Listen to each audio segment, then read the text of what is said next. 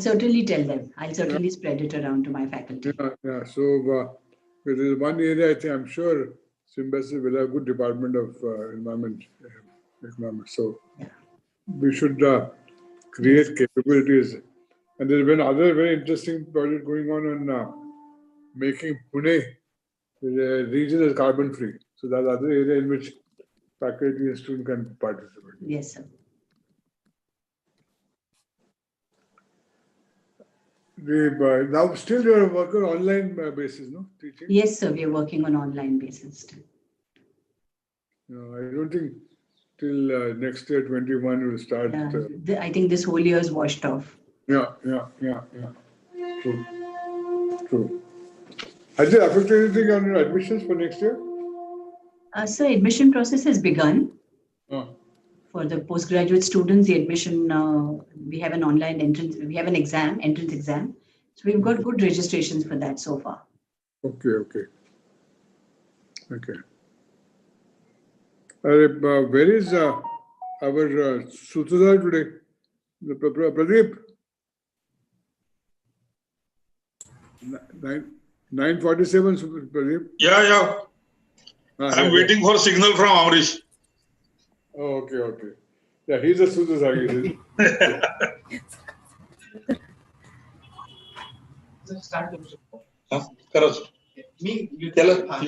Okay. So, good morning, everyone.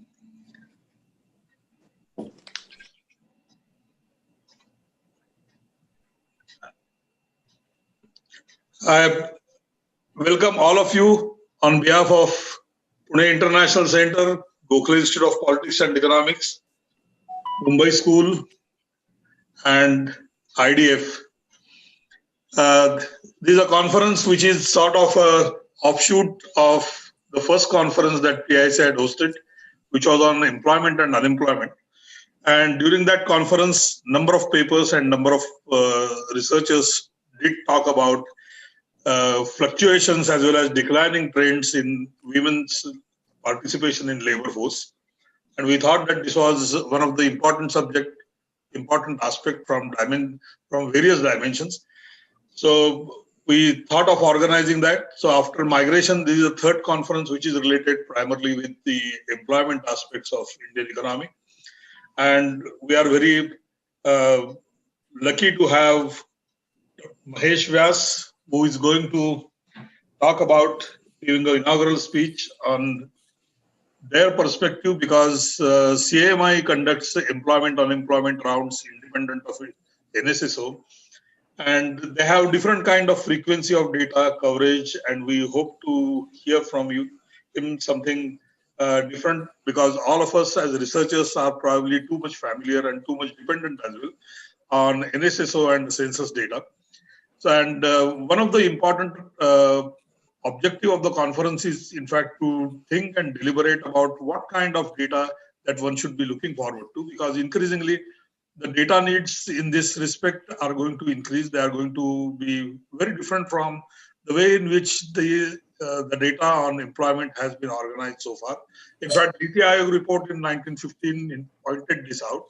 So there are various features of these problems, in particular the women's labor participation rates.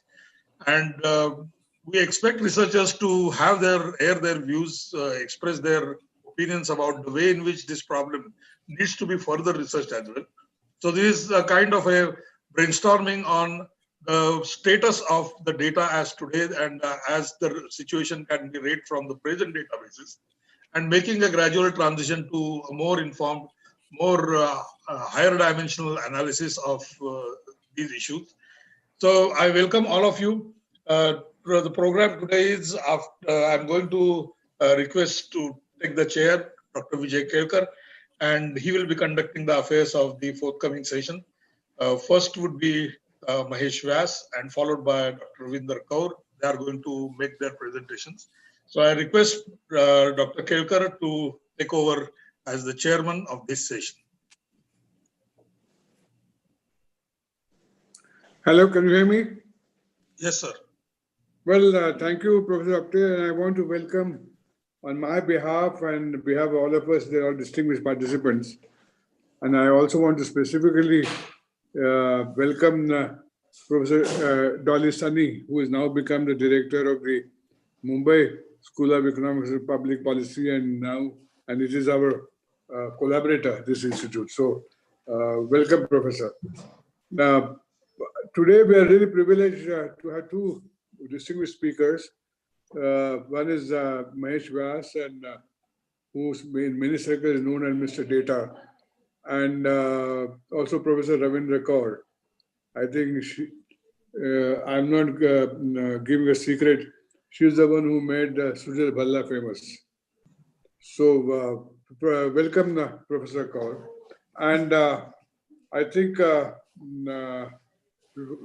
without much ado, what I proposed, my proposal is, we'll request both the speakers to make the presentation, and then we'll have a short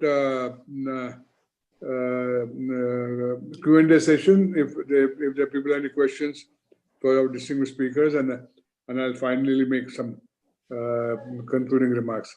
So Mahesh, you have the floor.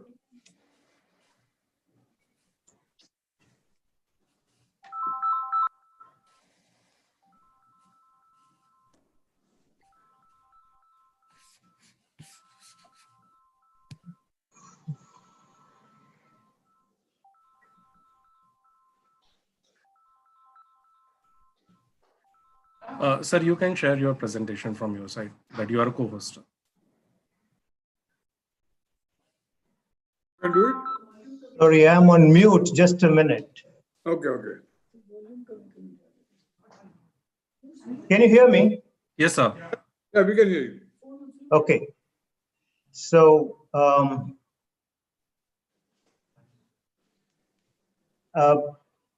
dear Dr. Vijay Kelkar, Professor Apte, Professor Ravinder Kaur, and distinguished members of the Pune International Center, fellow presenters in this wonderful conference. And I had the privilege of being here in the first conference at Pune at that time.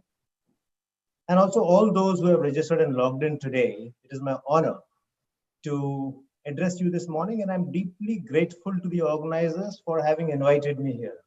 So thank you very much, Dr. Kelkar and Professor Apte and everybody else. There is perhaps no topic of greater importance for India's economic growth and also social development, as important as we can think of as women at work. I think this is really super important, and it's a very nice topic that the PIC has chosen for discussion today and tomorrow. India needs many women engaged in good jobs, not just in some jobs, but in good jobs. And I hope that there is an emphasis on good jobs in these kind of discussions as we go ahead. There's too much of discussion that goes into jobs of women which are not exactly the kind of jobs that internationally one recognizes jobs as. So if a woman is, or if anyone for that matter, is working for half an hour or half a day in a 7-day period, the person is still considered to be employed. And I have a serious issue with this. I think we need to get a little more serious about the quality of jobs, not employment. If India has to encash its demographic dividend, and if it desires to build an egalitarian society, then it needs to harness the potential economic power of women, and also harness the balancing power of women in its social structure. So I think it's important to recognize that if you want to grow fast, and growth is not all that we are looking for, we are also looking for a good quality, nice society where women have a place of pride that they deserve. And we have a long way to go on this front. There's much to reverse of the damage that we have seen to women's participation in the workforce. And that reversal is very important. I have a short presentation based on the work that I have done in recent times, and I will share that with you. And it's a bit distressing to me. I always got distressed by looking at women's participation in the labor force in India. The labor force for them is shrinking, and I think therefore it's important for us to think not in terms of just look at increasing the labor force, but mind you, there's so much damage that we require to reverse the damage that has happened in recent times. It's been there for a long time. I have watched this only from 2016, and even from 2016, I see a big reversal of the progress that could have happened regarding women's participation in the workforce in India. So I have been studying, as I said, the employment issues in India only from 2016. So I am best considered to be a greenhorn in this area. There are so many distinguished researchers here amongst all of you who have spent a lifetime in studying this extremely important subject. I am really very, very new. I don't know much. I will just tell you what I get from the data I collect and the little that I understand from it. And the little that I understand from it tells me that a lot needs to be done to engage women a lot more in the workforce. My study is based entirely on CMI's Consumer Pyramids Household Survey. We call it CPHS, Consumer Pyramids Household Survey. CPHS is what we started in 2014.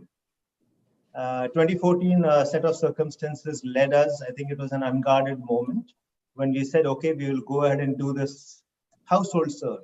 It comes from an old inclination we have at CMI that we need more data.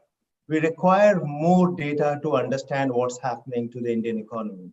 So CMI started first collecting, just collating government data, which was in those days when Dr. Narottam Shah started this enterprise, were very difficult to come by.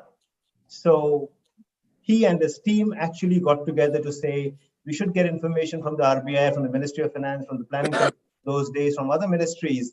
And that collation itself was such a big deal that CMI became quite a renowned company in delivering data in good time. But over time, the government has improved a lot in delivering data. The internet has made things a lot more easier for all of us. CMI therefore ventured into building databases that the government does not make. So the first thing we did is we made the enterprise level database. Then we did the CAPEX data. The enterprise database is called the Plfs database. Then we did the CAPEX database to understand investments in India. And then in 2014, we started this enterprise, this initiative of doing a household survey. We are latecomers in this, and therefore we had the advantage of technology, not having legacy issues. So we went ahead and built the largest household survey in India. So the sample is 174,000. The frequency is every 4 months. The data can be released at a monthly basis, some even on a weekly basis. That's what we did. The idea was to provide some understanding of what's happening to the households in India. So it is a continuous survey. The survey never stops. Now, from 2014 till now, we have been doing surveys continuously. One survey takes about 4 months. In these 4 months, till the lockdown stopped us from doing so, we visited each of these households in a 4-month period, collected data about their well-being, and dished out the data as soon as that survey got over. So that's what we did. The idea was to give fast frequency indicators of the well-being of the Indian economy. Now, as I said, we began this employment module only in 2016, 2 years after we began the survey. And the idea here was to fill in one important macroeconomic gap. That's where we began. We began from macroeconomics. We said that we have got lots of data in India, and India is a signatory to the SDDS of the IMF.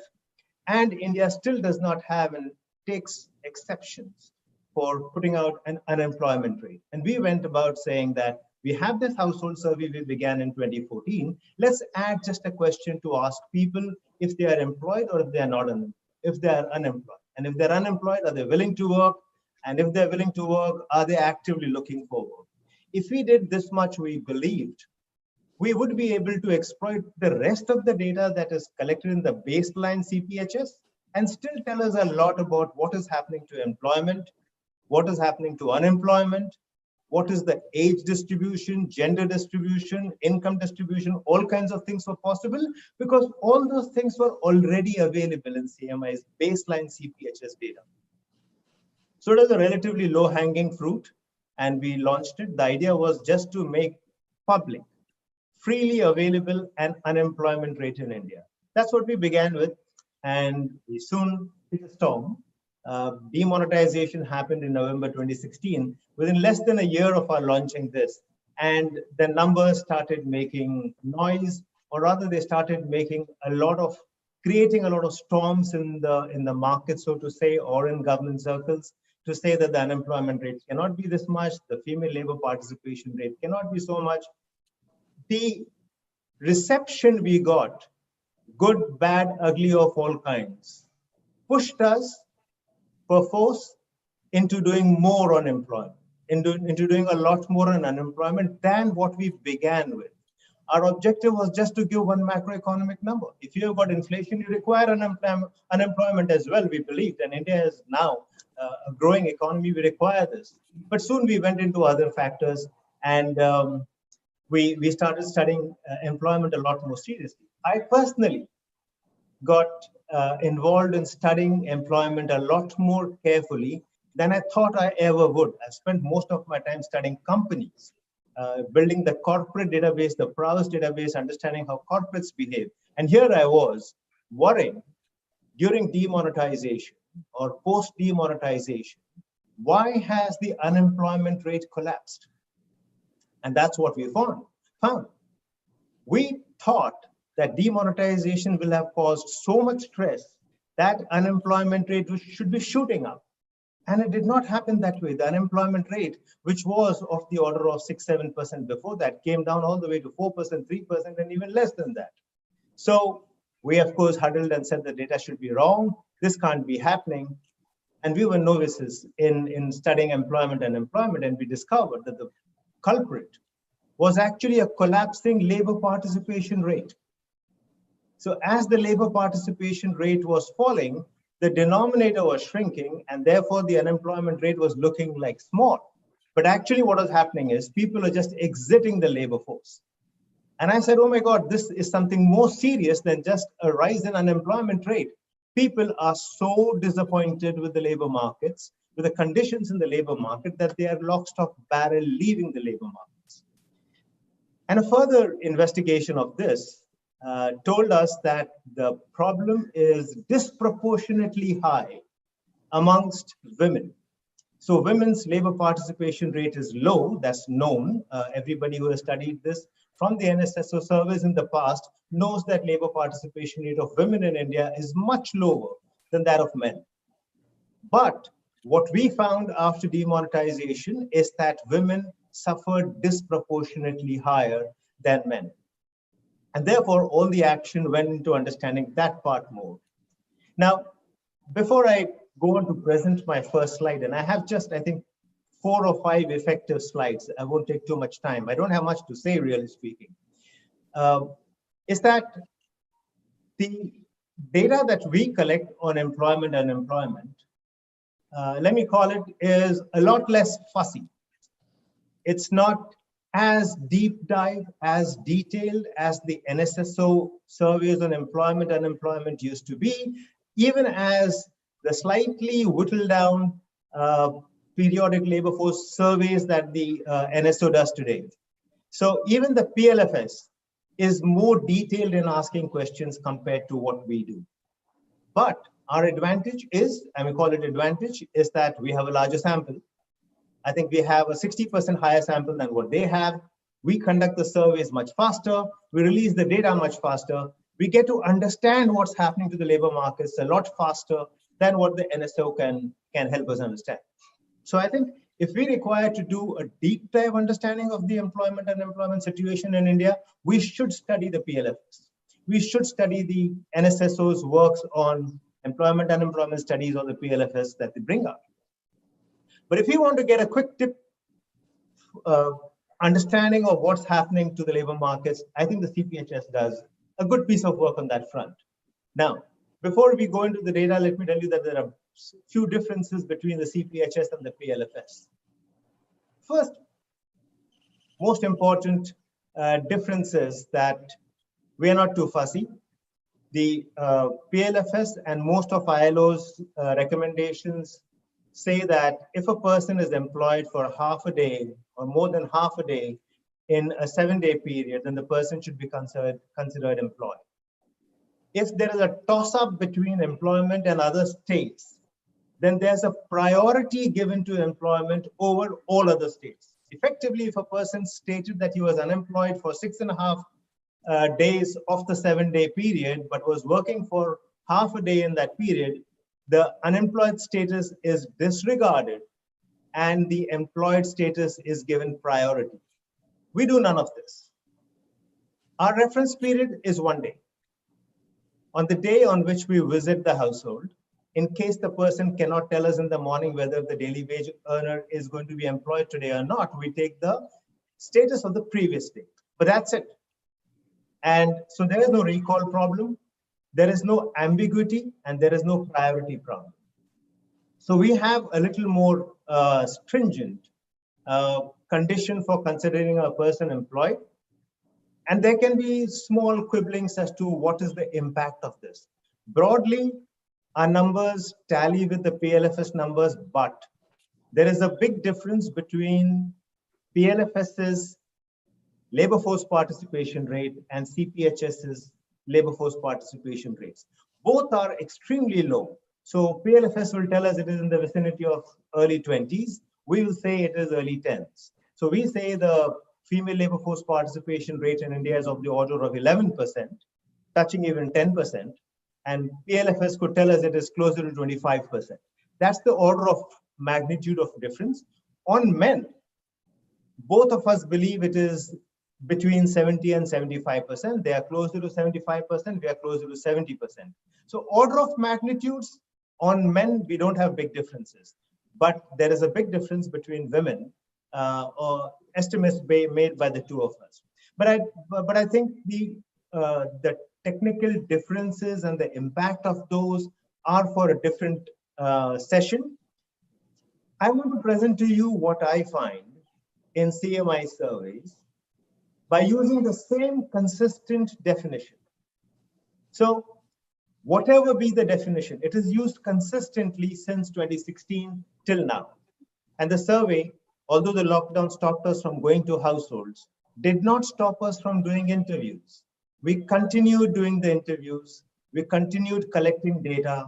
Our response rates dropped a little bit, but the survey did not stop. So for more than 5 years, we have been tracking with a consistent methodology, with a consistent set of rules to classify a person as employed or unemployed. And let's see what are the results that we see from this. May I request the first slide to be shown, please? I somehow.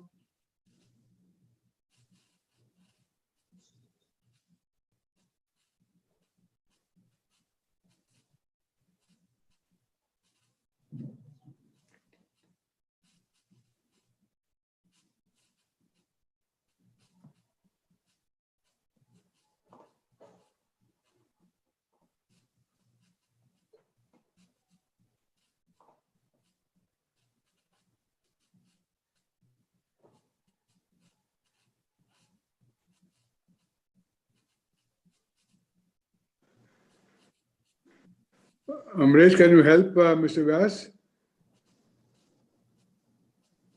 I somehow cannot see the session and therefore cannot see the slides. So Vishal is sharing it.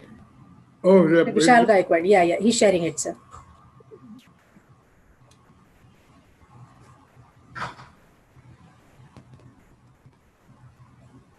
Mahesh, Vishal is sharing it. okay. So can it be seen? Just coming. It just yes. Okay. You can see. Yes, sir.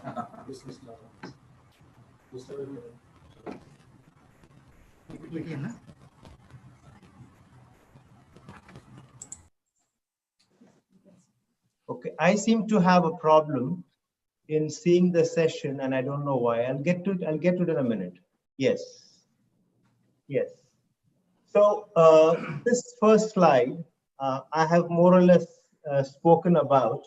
So I don't think I need to explain any of this. CPHS is a pan-India household survey.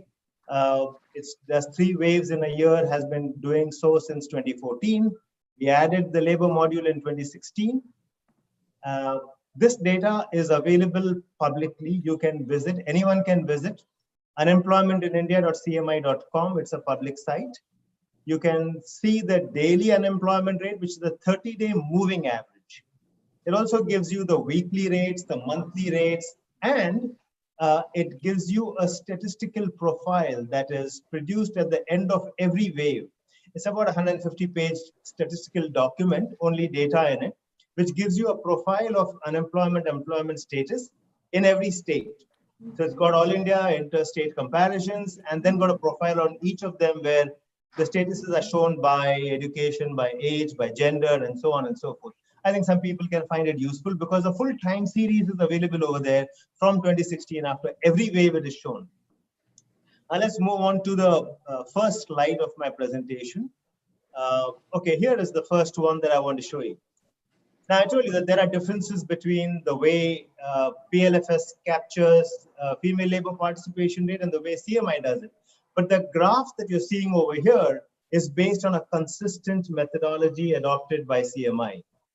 And as you can see, when we began first, which is the Jan-April 2016 wave, the female labor force participation rate was 15.7%. This is the first time we did it.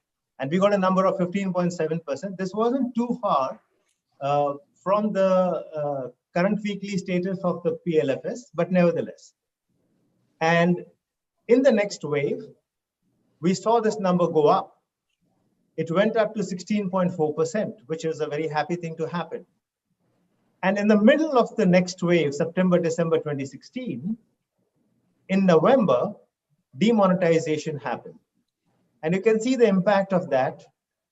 The female labor force participation rate came down to 14.4%. It looks like the impact of demonetization sustained itself. Mind you, because it was in November, the impact sustained itself in the following wave when it dropped 12.7%. These are big drops. These are not small drops at all because it is a percent of all women population. So I find this to be too troublesome. And even in the next wave, it goes down to 11.4%. I think over here, by the time we reach here in the next wave, we had the confounded impact of demonetization and the implementation of the GST, which I believe disrupted a lot of the employment in small enterprises that could not withstand the tax burden of the GST. A good reform, but had the side effect of having an impact upon small enterprises or micro enterprises where women could be employed in family businesses. So a confounding, but a compounding, and that led to a sharp fall in the female labor force participation rate. Then, through most of 2018 and 19, the rate remained more or less steady at around 11%. This is low, but mind you, no shock and no movement. The movements are minor. They can be explained as statistical noise to some extent, but rock steady in September, December 2018, Jan, April 2019, September, December 2019, all around 11%. So it looks like the shock did have an impact. And then the female labor force participation rate has remained steady at around 11% or so. Now you see lockdown happening in the Jan-April 2020 wave. And again, one sees a hit on the female labor force participation rate. Mind you, only the last month, April, actually got impacted in a big way. March got impacted in a small way, but did get impacted. And therefore, again, the impact is partial. The impact gets more complete in the next wave, which is May, August 2020, when the female labor force participation rate, according to CMI CPHS, falls to 9.3%. Now you see this is a big fall.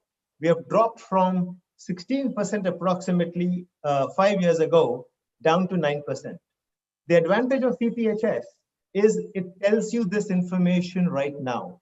Mind you, the next survey, which is September-December 20, is in the field, and we will see the next bar in this chart possibly on 1st Jan itself, because the data will be out, the programs are ready, the numbers can be generated, and we can see if there was a further damage to the female labor force participation rate or not. So this is in a sense demonstrating that the economic shocks do have an impact, a direct impact on the female labor force participation rate, seen by demonetization and lockdown, and seen by the steadiness of the number when there are no shocks of this kind. So just a little thing for all you researchers who know a lot more than I know, I'm just churning the numbers and giving the numbers out, that I see that economic shocks do have a big impact. Can we go to the next slide, please?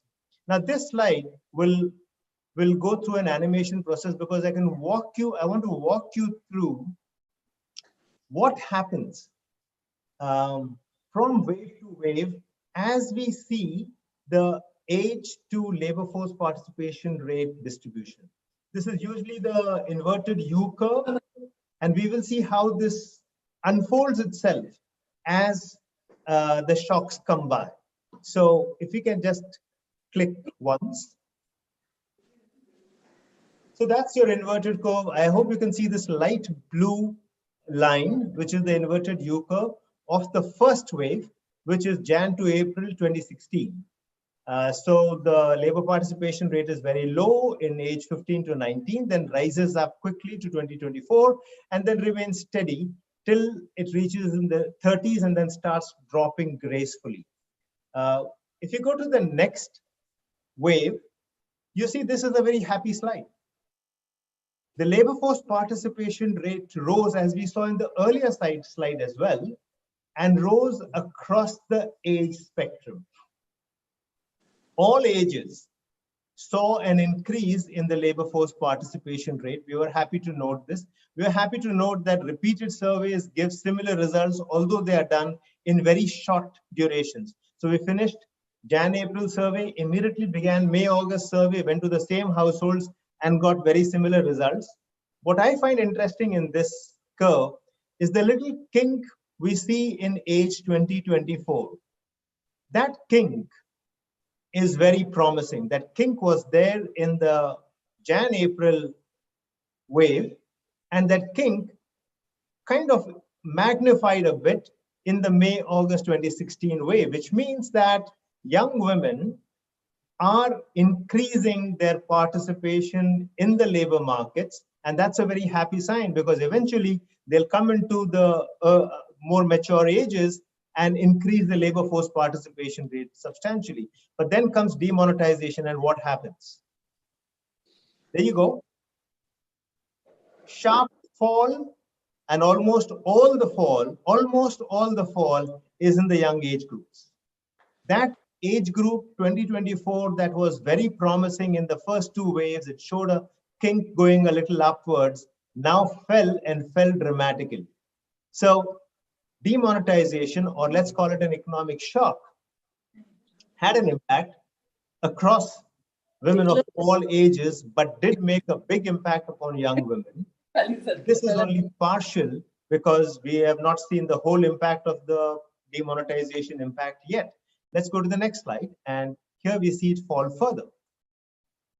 So the fall, as we can see, is happening in younger women, and it continues to fall even further in the next wave. But the fall is little lesser. So it looks like that when the economic shock was felt, it was felt by young women. The impact sustained itself and then reverberated a little more on the senior age groups because the economic impact seems to have spread across the spectrum, and the impact upon the younger age women has reduced a little bit, but not much. So this is interesting to see that where the impact is, and that kink, which was promising in the 20s, kind of vanished. The curve became more graceful U and not the kinked small age group. The next few slides are not going to show much movement. Here you go. There is a little improvement, but that's actually just statistical noise.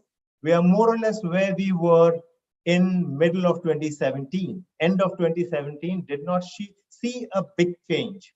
Can we go further, please? Here you go, see a drop, and you'll see a drop further again. There you go. So it looks like there have been multiple kinds of changes, but the dramatic change happened in 2016 and 17. Then there seems to be a gradual change, but the youngsters are not going away. The youngsters seem to be at the same labor force participation rate. The elderly, the relatively grown-up women seem to be going away from the labor force, and this is very intriguing. Why is this the case? Needs to be studied, but I think this is interesting to see what each wave tells you. Can we go a little ahead? Now, this is September, December 2018. I find the 2024 age group display that kink again to be very interesting. I think this is the first sign. If I look for a green shoot, this is the green shoot that I look for. That the curve has now shown that young women are coming back. September, December 2018, we are now about 2 years away from demonetization shock. GST shock is also a little behind us. Things have slightly stabilized. The new cohorts of women coming into the labor market have got their confidence back again to say we will enter the labor force. Let's see if this strengthens. Let's see what goes ahead. It goes up again. It's very promising. Goes up again. So that's the good part. So from September 2018 till December 2019, age group 20 to 24 systematically saw itself inching up. That's the promise we had in 2016. When we saw those light blue lines show that kink has reappeared, and it reappeared in 2019, it gave us promise that females, the younger women, are coming back to the labor force. They are going to repair the damage. They are going to reverse the damage that we saw to female labor force participation rate in the earlier waves, which saw a dramatic fall in their participation. There is a bit of a problem that age 30-34 is when women seem to be dropping off significantly from the labor force. Maybe there is a need for us in policy making, and I'm not a policy maker at all by any stretch, but data tells us that there is a need for us to repair that exit that women seem to be displaying at the 30-34 age bracket. They do come back, but I think we need to ensure that this 30-34 drop should not happen. Now, we were at September, December 2019. We are at the edge of the next shock. What happens?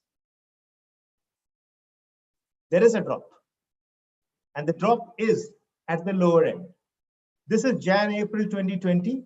The drop can be seen across the board to a large extent, but there is a drop of that promising 2024 age bracket as well. This is the wave Jan to April 2020, when we have not seen the entire impact of the lockdown. That impact will be seen in the next wave, the May-August 2020 wave. Now look at this drop. All the gains in the age group 2024 are all lost. Exactly the same behavior that happened after demonetization. An economic shock takes away the young women from the labor markets and drops the labor force participation rate. In non-shock times, that rate remains steady, but more importantly, there is an increase in young women joining the labor force. That momentum was lost because of the lockdown, because of the shock that we suffered, and it will take again a couple of years, I believe, I would conjecture, for this curve to get reversed back to where it was in 2018. Maybe it will take more time to come back to where it was in 2016 and go beyond that. The happy finding over here is, in times when there are no economic shocks, the female labor force participation rate does tend to rise. And the younger women are the ones who lead this rise. We require to hope to avoid economic shocks or provide a safeguard against economic shocks to ensure that young women do not drop off even during those times. That's the message. That's the most, important message I would like to give everyone over here, that we don't require economic shocks because it has a severe impact on female labor force participation rate. It has an impact upon others as well. But this is an important thing because very few people are women at work. We require to have more of them coming in. The next slide is just, can you quickly click the next few times? That's it. No, go back, please.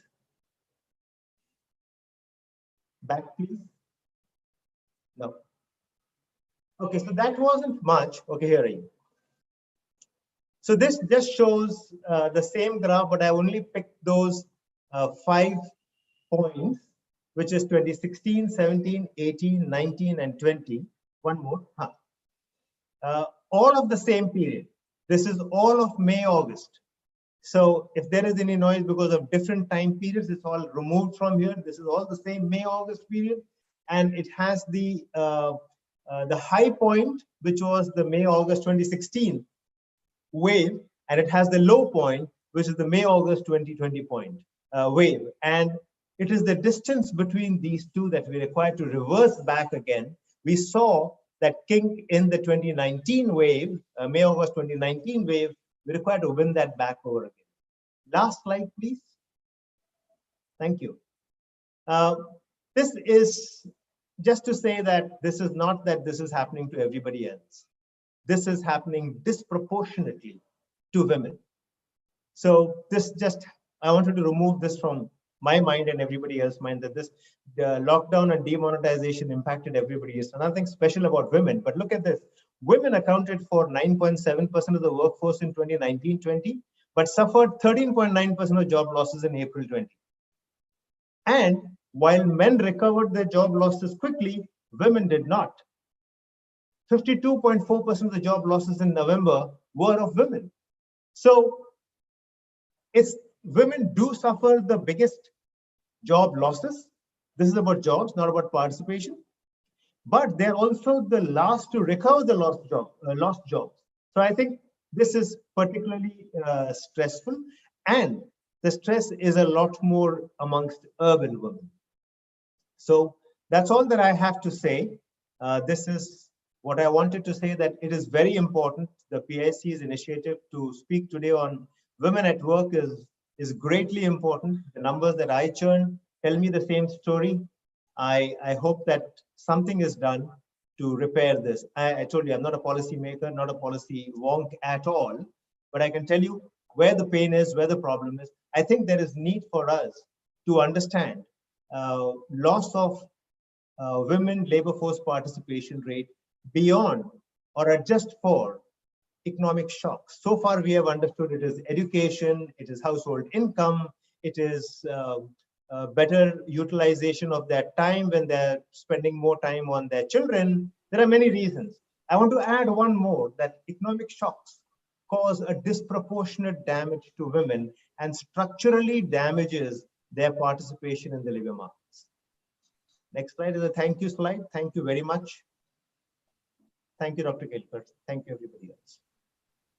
I want to thank Mahesh Vyas for extremely important lecture and presentation based on data.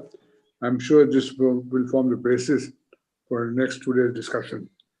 Now, our next distinguished speaker is Professor Ravinder Kaur, and I'll request Professor Apte to introduce our distinguished speaker. I'm very pleased to introduce Dr. Ravinder Kaur. She is a well-known professor of sociology and social anthropology, the Department of Humanities and Social Science in IIT, Delhi. She is well known for her research contribution to gender studies, a recent publication, Gender and Demography, India and China. And there are several more. I won't spend much time because that would consume all of our long list. I would request her to present her paper, if chair permits. Of course.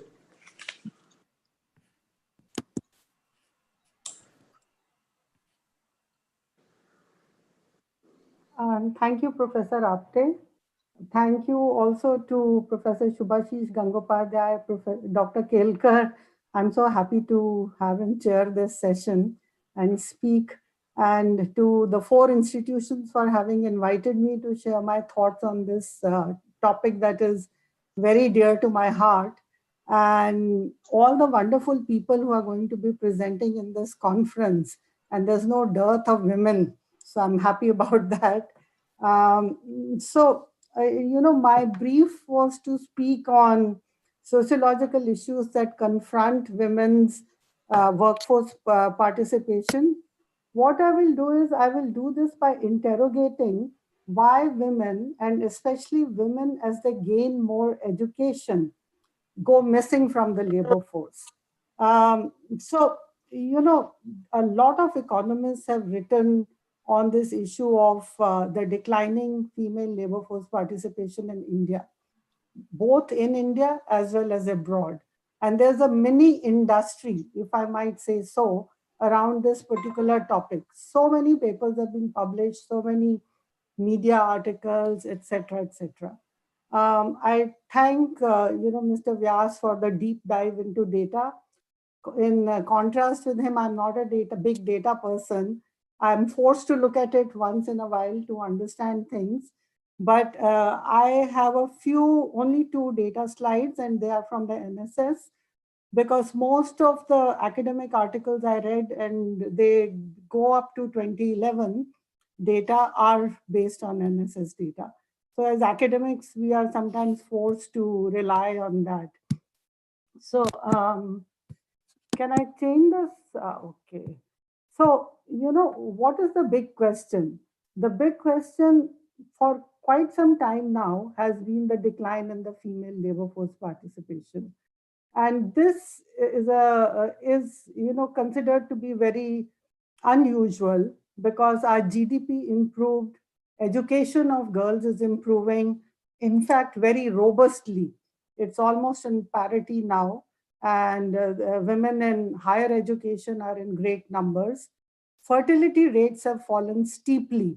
And also, so if you take these 3 things together, then across the board, economic theory says that there should be more women in the labor force. But somehow that has not happened in India. And often people talk about, the U-shaped curve, that poor women are forced to work. And so you find them in the labor force.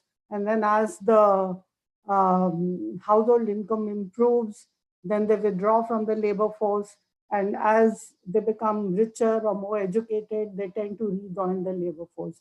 But many people feel that this U has been too stable.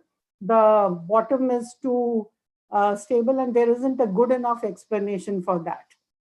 Before going into all those details, I just want to say that, paid work is extremely important for women. I don't want to go into the details, maybe in the question answers, or because the time I've been given is 20 minutes. So there's a lot of stuff that I'm going to rush through very quickly, but I'm happy to take questions later. Definitely women's value goes up when they have paid work. And I'm distinguishing this from unpaid work. But at the same time, I want to point out that paid and unpaid work of women cannot be looked at in isolation. If you look at only one, you will not understand the problem that we are facing, and that Mr. Vyas has also pointed to, of the falling female labor force participation. So how do you understand it? Anyway, to give you a quick look at the data, as I said, most of the papers have stopped at 2011 data. But now the 2017, 2018 data is also available. And as we see that there is still a decline happening overall, but the decline is kind of plateaued in 2017, 2018. If we look at the total at the bottom here, then in 2011, it was 28.3, and in 2017, it's 27.8, in contrast to 38.8 in 2004. In the rural, there's a continuous decline, but in the urban, in fact, we see some improvements. And that's where, some of the young women and the educated women that Mahesh is talking about might be coming back or are in the labor force, because there are certainly more opportunities for women in the urban space as well. So as we see a secular decline in participation in rural areas for all ages. And if I go back here for a minute, I'm looking at ages 15 to 64, ages 15 to 24, and ages 25 to 44. Now, Mahesh also pointed out that, somewhere the mature ladies, 25 to 44, drop out more. And that is one of the biggest puzzles I think that we need to solve before we get to understand what is going on and if there are ways of dealing with this, and do we need to deal with this? I'll also ask that question. The ages 15 to 24 are easier to understand these days. Long back, Sujit and I did a paper on female labor force participation, where we had pointed out that a lot of the missing women were actually in education. And the way education has expanded, Mary John calls it a silent revolution.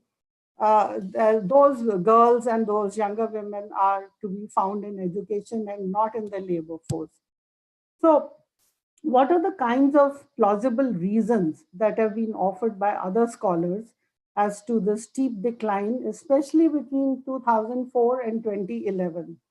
So more girls and women in education and for longer periods.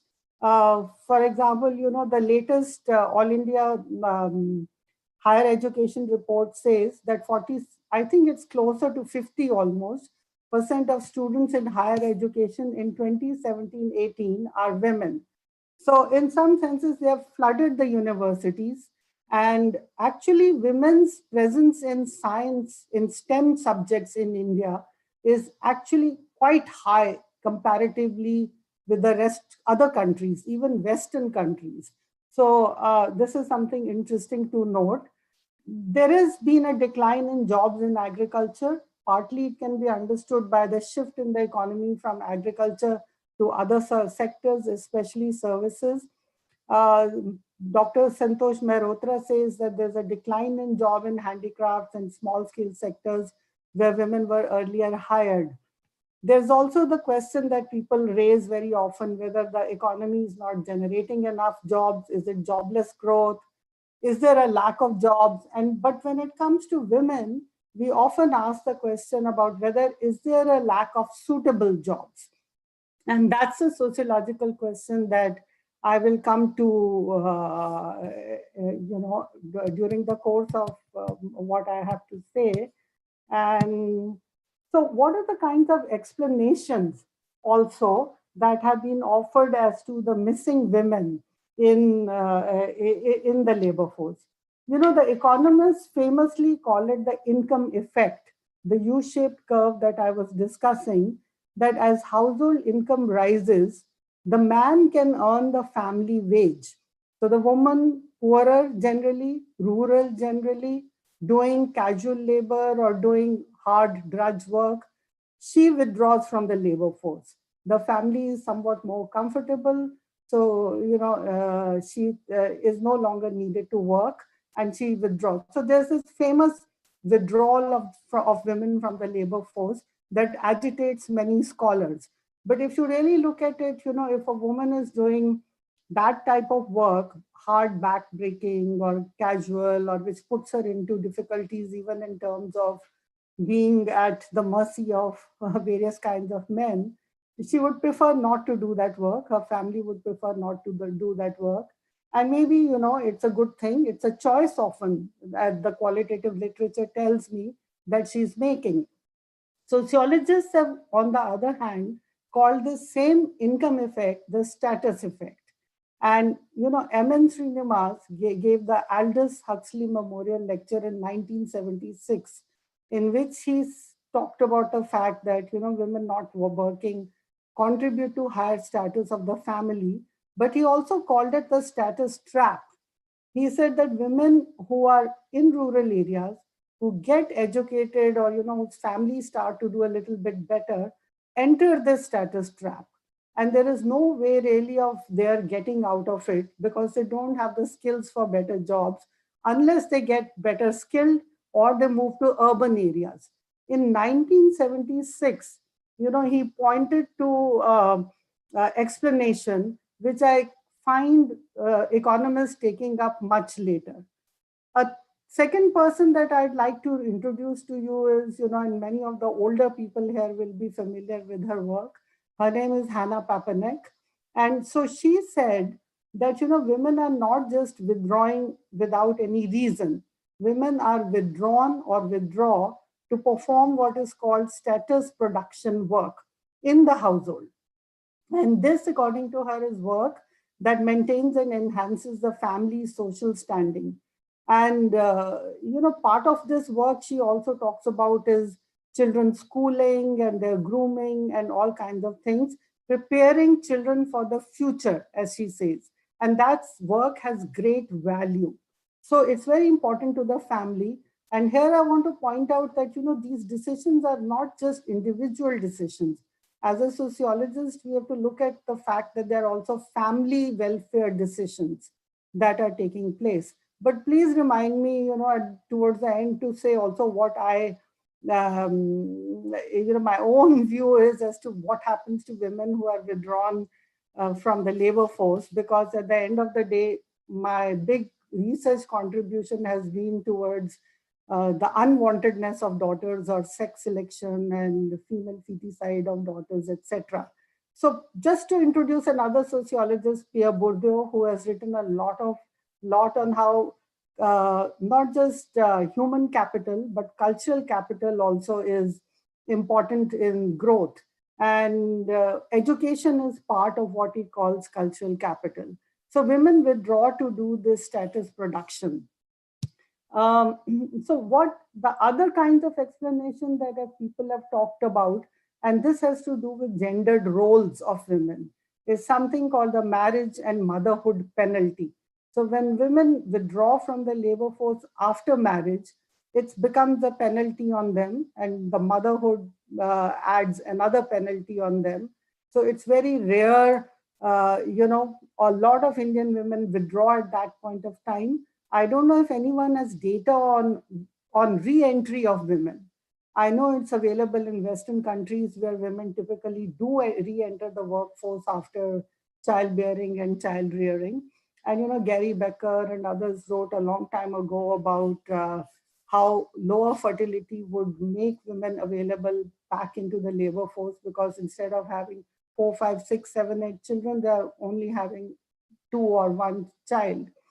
At the same, so this penalty in the Western context, this motherhood penalty is more about the reduction in the wage of the woman. But in our case, it's really the complete withdrawal of the woman, I think. I'm not sure when very many women who are able to enter or are facilitated to enter the labor force. Except in government places where you get good maternity leave and all other kinds of things are available.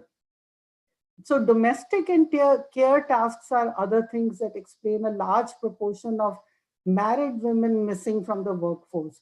And this is the work of Ashwini Deshpande and others, and Naila Kabir, Farzana Afridi, etc. Many of them have discussed this, that this gendered roles of women, which are extremely sticky, which I'm going to talk about next, make women, leave the workforce, because they're expected to,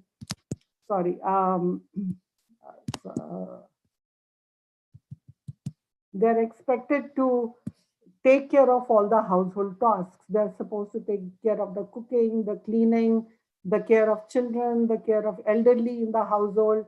And if I may add another thing, with longevity increasing in Indian households and no social security there for older people or different other kinds of provisions for them to be taken care of, then it falls to the women to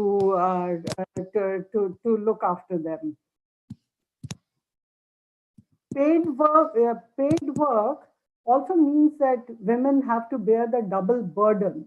So, we all constantly talk about the fact that women should enter the labor force. McKinsey and other kinds of organizations keep on telling us how much our GDP would grow if women entered the labor force. But nobody talks about the double burden, except women, of course, and feminists, that affects women who undertake work. And research has found that that is the reason why when women prefer part-time work. Deshpande's recent work shows this, and work that is close to home. That's why domestic work is so popular and why there is the highest increase in two areas. That is teachers, school teachers, and domestic work, because both are kind of compatible with, doing those household tasks. And the other thing is the respectability of work, appropriateness of work. So these things also matter in women's taking up work. White collar work, regular hours, desk versus field jobs. All my, girl students, their parents will tell them, do computer science, don't do mechanical engineering, don't do civil engineering, you'll have field jobs. So all these things are quite important. Interestingly, women are not encouraged to take private sector jobs. They are encouraged by parents and by in-laws to take up public sector jobs. There are different kinds of status and different kinds of aspects related to these. Safety and transport of work are other things, since again the impinge on the threat to female honor, which is a threat to family honor as well. So all these things are issues that become a problem for women who do take up work. But now I want to talk about, the real thing that has been interesting me lately, and that is the women who go missing from the labor force as they get more educated. So scholars have suggested a U-shaped curve here also. Normally, one would expect that, as you gain more education, you gain more skills, you can access various types of jobs, etc. But here again, we see that, that there is more education. As you get more educated, you drop out of the labor force. Here, the rural-urban patterns vary. More rural women leave the labor force as their education level improves. And urban women show a more consistent pattern of staying in the labor force. I think this is a table that I don't know if a lot of people are going to be able to see it because the numbers are very small. But the point of it is basically to look at years of education, 6 years, 7 to 8 years, 9 to 12 years, secondary. And then look at the data, rural and urban, between those three time periods, 2004, 2011, and 2017. And basically, if we look at the middle part, it shows us that as the education is rising, that the rural women especially are dropping out consistently out of the workforce. And when we go, to somewhat higher education, and especially when we start looking at the urban women, we find that they are coming back or they're accessing jobs. And what is very interesting that is coming out from recent data is that there are fewer women in casual labor now, and there are more women in formal jobs. And, this is other people's findings. I mean, I'm not adept at doing that data work, but a lot of other people have done this data work, and so I've looked at it. Now, the question that we want to understand is, why do more educated women absent themselves from the labor force? So for this, one needs to also understand what are the returns to education in our society. And for the longest time period, and it is still the case often, that women's education is not oriented to women, to their independence, financial security, their agency, etc., etc. It's either oriented to better marital prospects, it's a demand for educated brides, and today the wife's education is the new dowry or the hidden capital she brings into the marriage.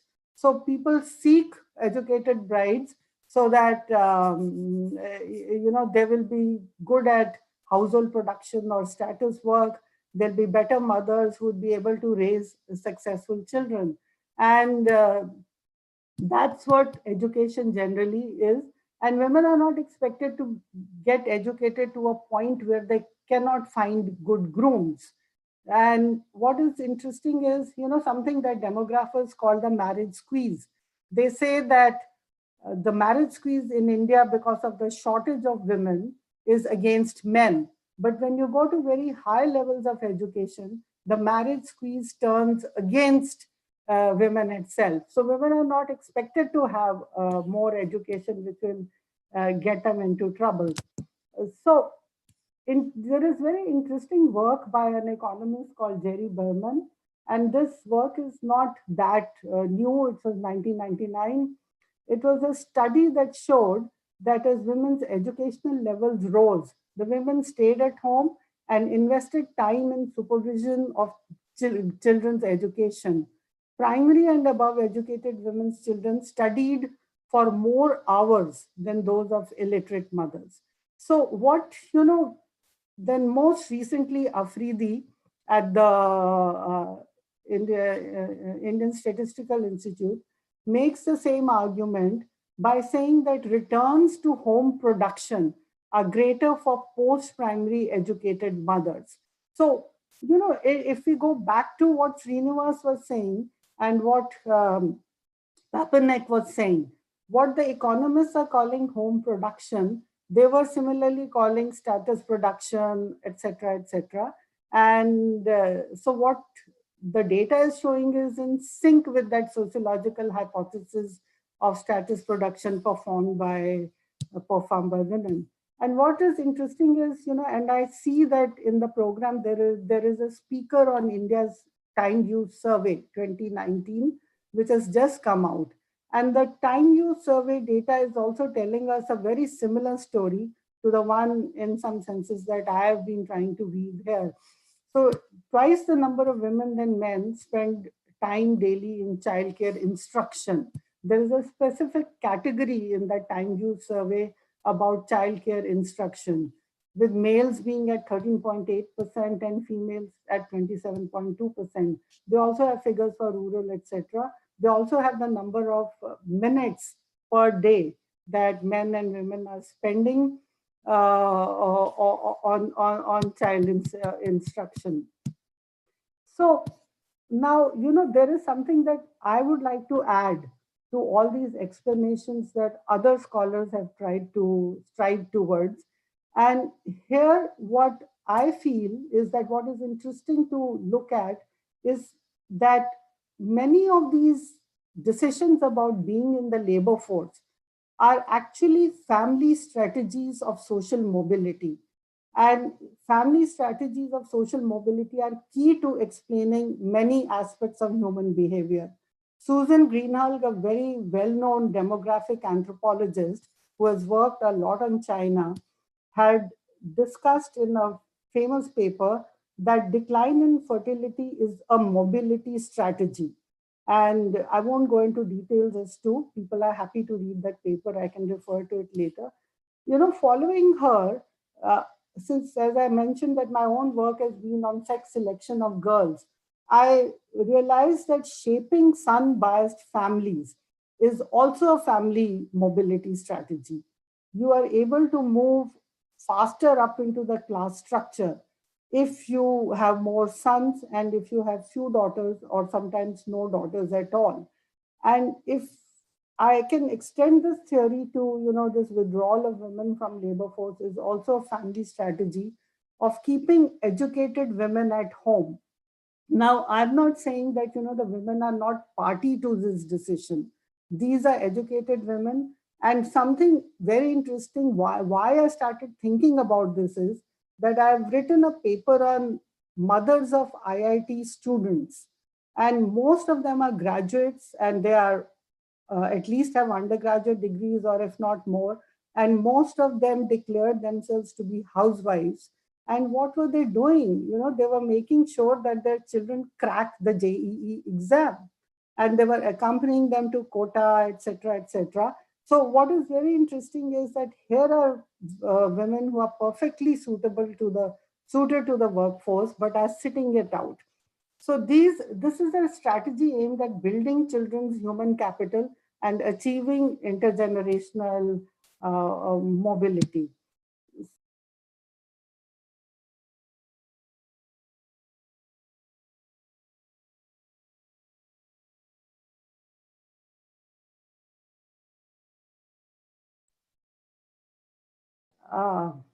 Muted, so maybe I'm over my time. It's anyway my...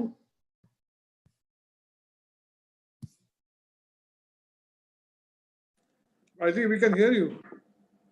Oh, because I was muted, so I don't know what happened. No. Please Okay, continue. this is anyway my last slide, and I want to share this very interesting concept, proposed by another sociologist called Annette Laroe, who proposed the idea of the concerted cultivation of children, that you cultivate children and their talents and their, abilities, etc., etc.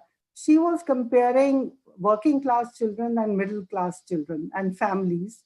And she said that middle class families put in a lot of effort to cultivate their children to make them competitive in the global world. And similarly, there is work on similar mothers in Calcutta and many other different parts of our own country, where there are gendered strategies where the father is the breadwinner, while the mothers perform status work. So I just told you, about my experience with IIT mothers, and this paper will be out in Current Sociology very soon. Now, just to kind of wrap up, I've recently done a lot of a review of qualitative studies, which were my review was aimed at looking at whether parental attitudes towards daughters are changing. Are we going to see a turnaround in our sex ratio at any particular point of time? That was my goal. But in that exercise, I looked at what their attitudes towards daughters and wives working were. I certainly see that, there is a change in parental attitudes. Earlier, parents won't allow daughters to work. If they allowed them to work, they won't use their income. All that has changed now. Parents are encouraging, supporting daughters to get educated, to work. They're proud of, their achievements in the same way as traditionally they used to be proud of their sons' achievements. There is, of course, the rise of dual earner couples that we all know about. Working women are also being sought as brides. There is also breaking down of traditional taboos. For example, you find women in call center work, which is usually looked down upon because it has night shifts, etc. Parents are looking the other way, even though people can say that this kind of work is risky. There was that rape by a taxi driver, etc., etc. But irrespective of the challenges that women face and girls face, there is a greater visibility in educated daughters and wives' participation in urban areas. I think, as Mahesh also finds out, and as the economy's share in services increases, because women tend to prefer jobs which are so-called, more suitable for them. So it's really the rural section of our population that is suffering, even though the urban participation rates are lower than the rural participation rates and remain lower than. And I would just end by saying that, COVID is certainly going to be a setback to female participation, both in education and in the workforce. But this is a known issue. Whenever jobs go down, it's the women who lose more because of the, the social aspect of men being the breadwinners and the honor of the family lying with the male being the breadwinner. I think I'll stop here, and I thank everybody for listening to me. And I'd be happy to take questions if there are any. Thank you. Let me thank Professor Ravinder Kaur and also our earlier speaker. I think we are a little behind schedule. In fact, I was allotted time, but I'm not going to speak because I was already reaching 11 o'clock. I think all of us will agree that both the distinguished speaker has provided outstanding backdrop by the covered and the sort of curtain raiser for all the issues which we're going to discuss today and tomorrow. I just want to, in my remarks, I want to only add a couple of points, is that I think both the speakers have raised the issue of we probably require new measures for measuring economic activity of a society or for a country. The valuation of women's contribution is certainly completely unrecognized, and it's important to put in there. Second point I want to make is I think all the objectives which we have for enhancement of both status and actual rewarding work for women will be, in my view, will be facilitated by giving women much greater power or making decisions. For instance, there should be much more numbers of MPs, women MPs, and women MLAs and women councillors, because after all, that's where the issue policies are made. So I think we should sort of, one of the issues hopefully will come up is women's participation in policy making, a share in power which decides laws and regulations on various issues. So hopefully that will also come. And second issue, I think Ravinder Professor Kaur did touch, is perhaps that will also come up, this difference between joint family and nuclear family, and that's impact on the participation rate. Maybe that has something to do with it, I don't know. But I think I want to, on behalf of myself and everybody else, I want to thank both Mahesh Vyas and Professor Ravinder Kaur for really outstanding making outstanding beginning of this conference. This is the first time we are doing it on this particular issue, and I think we could not have got a better start. So it is, I think we have reached the exact time limit today. I think our organizers allowed us 10 minutes of bio break.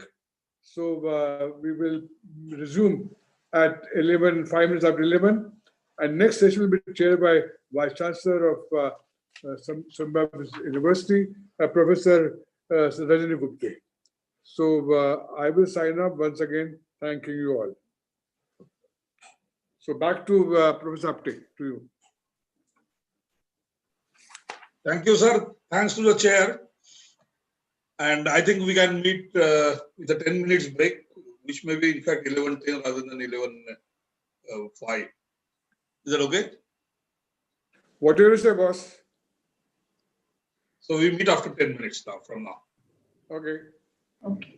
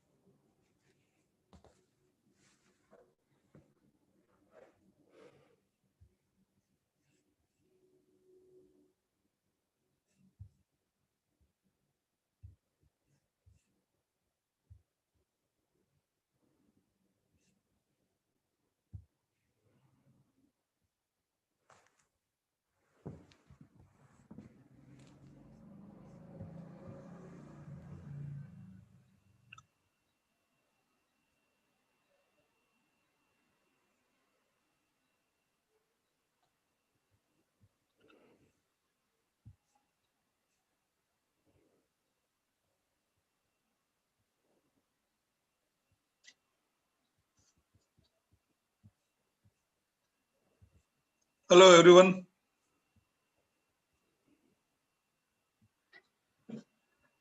I hope we can start. Yes, we can. Uh, I think Professor Dubey and Dr. Shrija are here. yeah.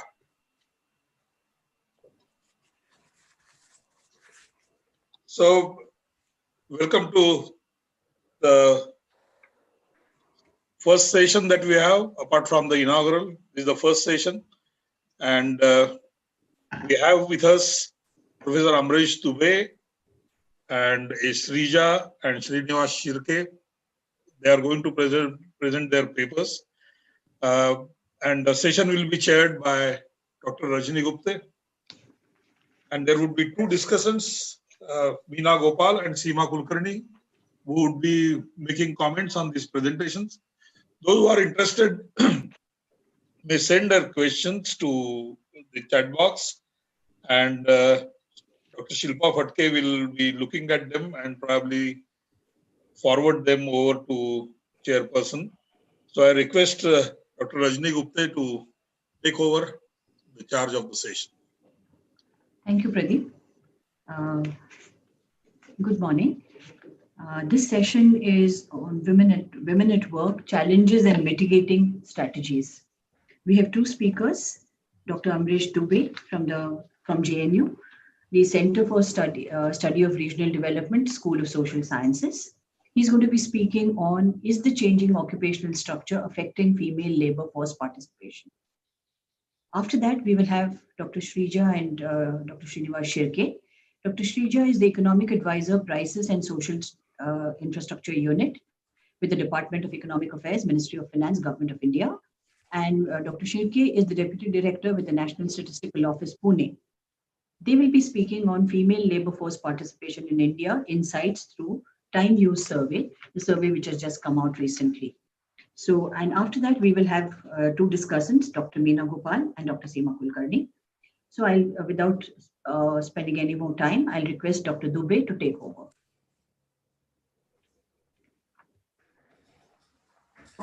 Yeah, thank you. Thank you, Dr. Gupte, and thanks, Pradeep. And I would like to first thank the organizers for extending this invitation to me. I'm sorry I could not join the earlier session because of some other thing that is going on. And this work from home has basically rendered a whole lot of us more busy than actually we were earlier.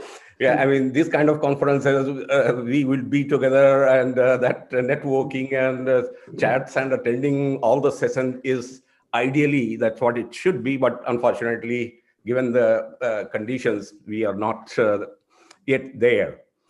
Although I have shared a PPT with Vishal, who has been, I'm sorry, Vishal, you kept, you kept. Sir, it's okay. It's completely fine, sir. Reminding me, but the trouble was that there are too many things going on at the moment. So I can share my screen, or are you going to put yes, that sir. up? Sir, you can share your screen, sir.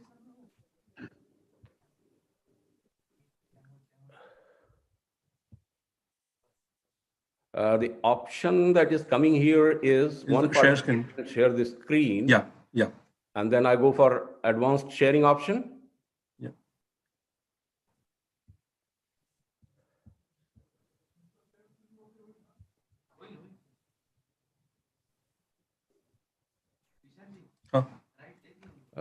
You can just open your document on your screen, on your desktop, then go to share screen and just click on that.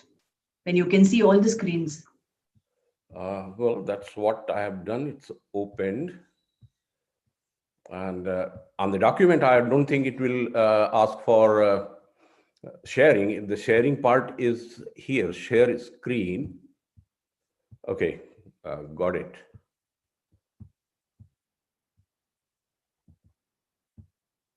Then you'll have to click on share right on top.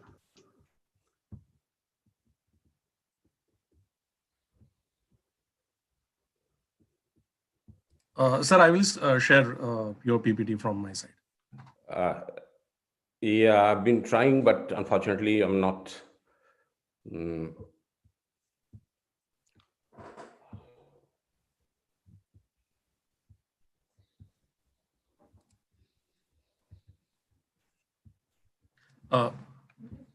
Sir, I have. Yeah. Thank you. This is not the final one, and don't go by the number of slides there. I am aware of the time constraints that you will have, so I will try to wrap it up as within the stipulated time frame. As far as we, can you go to the next one? Well, this is that was the outline of the presentation. Basically, I intend to make 3 points. One is, this part of the slide, essentially, what I've tried here is to look at the way the Indian economy evolved along with Indian society and economy, and what we all know has been the predominantly agricultural society, and the scope of work and the quantum of work, which at that point was however remunerative it was, or however the wages were paid, but there were a specific segment of population who were working exactly the way we define the work in today's in contemporary times. What has happened is industrialization or industrial revolution changed all that, and now the concept of work, concept of wealth, concept of value has certainly changed. And in these set of changes, what is happening is that traditionally the women were not involved in acquiring education, or not that much. There were certain other vocations that they would do, but not that much in education. In fact, we had the dismal literacy rate at the time of independence, or at the as per 1951 census or 1951 census. In today's world, when we start looking at the work participation, can you go to the next one?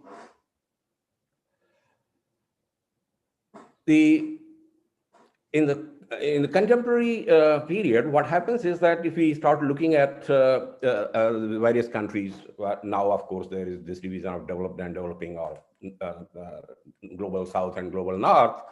What we find is that with growth and rising education level, women do acquire or have started acquiring employment attributes, and the fertility has been falling, and therefore what is expected is that their participation in the labor market would be increasing. The global south or developing country experience is somewhat mixed, and what we have here is, for example, Bangladesh has secular decline, and then now, in fact, I am going to at least one slide out of that particular work where we did, and we found that Bangladesh has actually the FLPR is rising. Therefore, the key question is, or the question that we all know, and has I'm sure the previous speakers, Ravinder and Mahesh would have spoken about it, especially Mahesh, who is so much into the data and data related stuff that in fact, I would be here at this, perhaps at the cost of being repetitive, that, well, the way the work is measured and the way the data has been collected in India, what we find is there is secular decline. We have a couple of papers ourselves. There are a whole lot of papers that look at it. Could you please move ahead?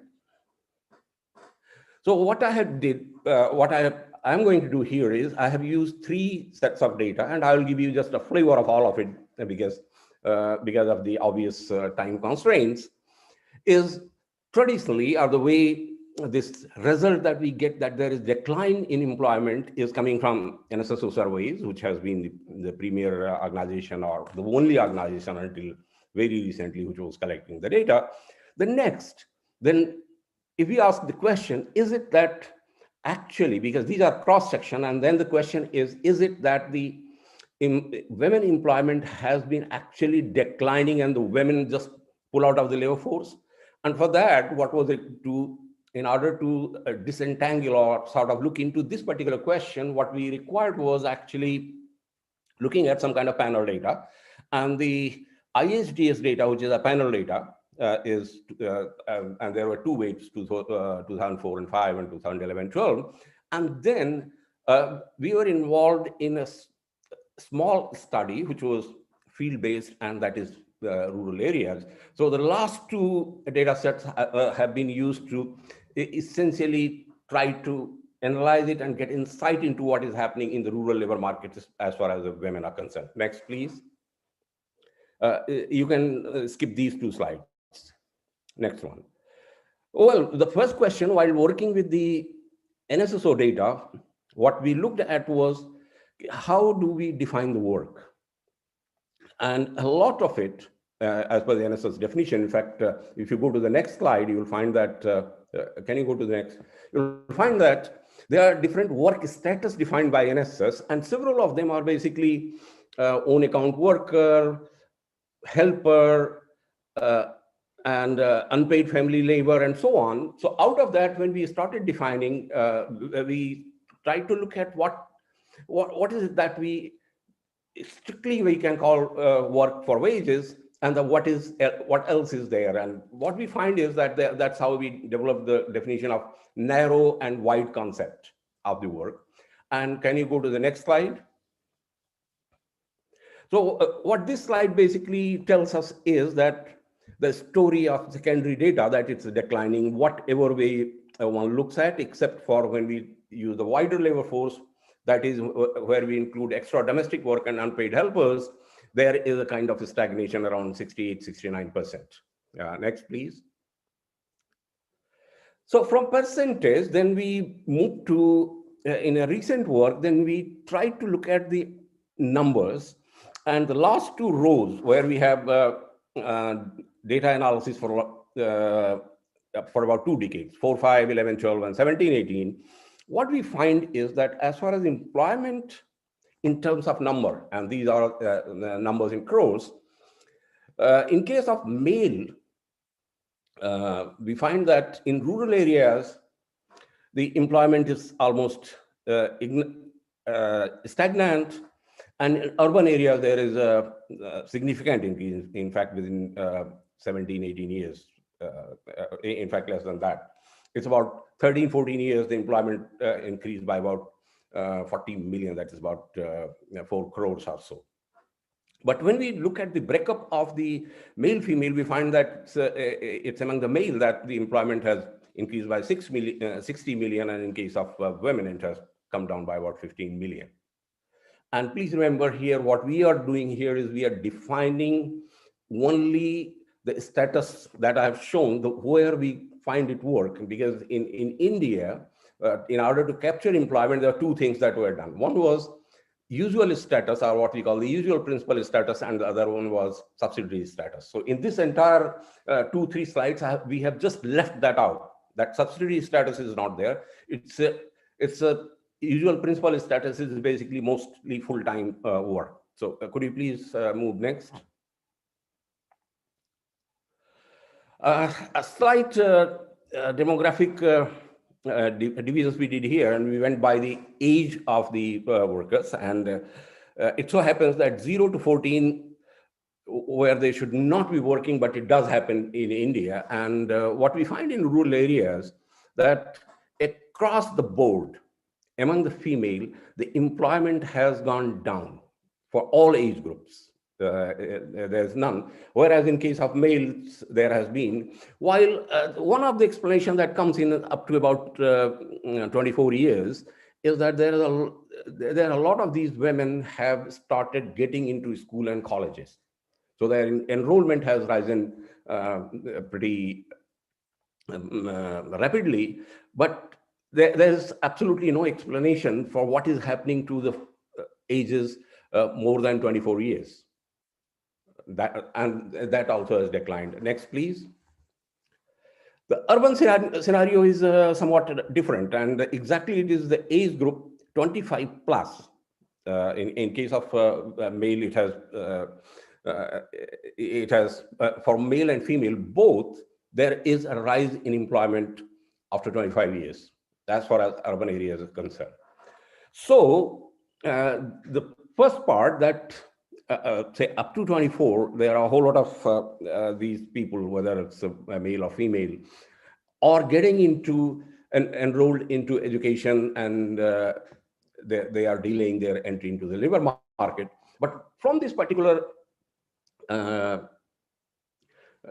slides that I have shown, what basically comes out is that it's rural areas where across all age groups, women are withdrawing from the labor force. And in case of urban areas, there is an increase, and the employment pattern for both male and female in urban areas is becoming almost similar. And that's what we would expect, because the work nature of the work in the urban areas is different, where there is certainly a positive to take home. Next, please.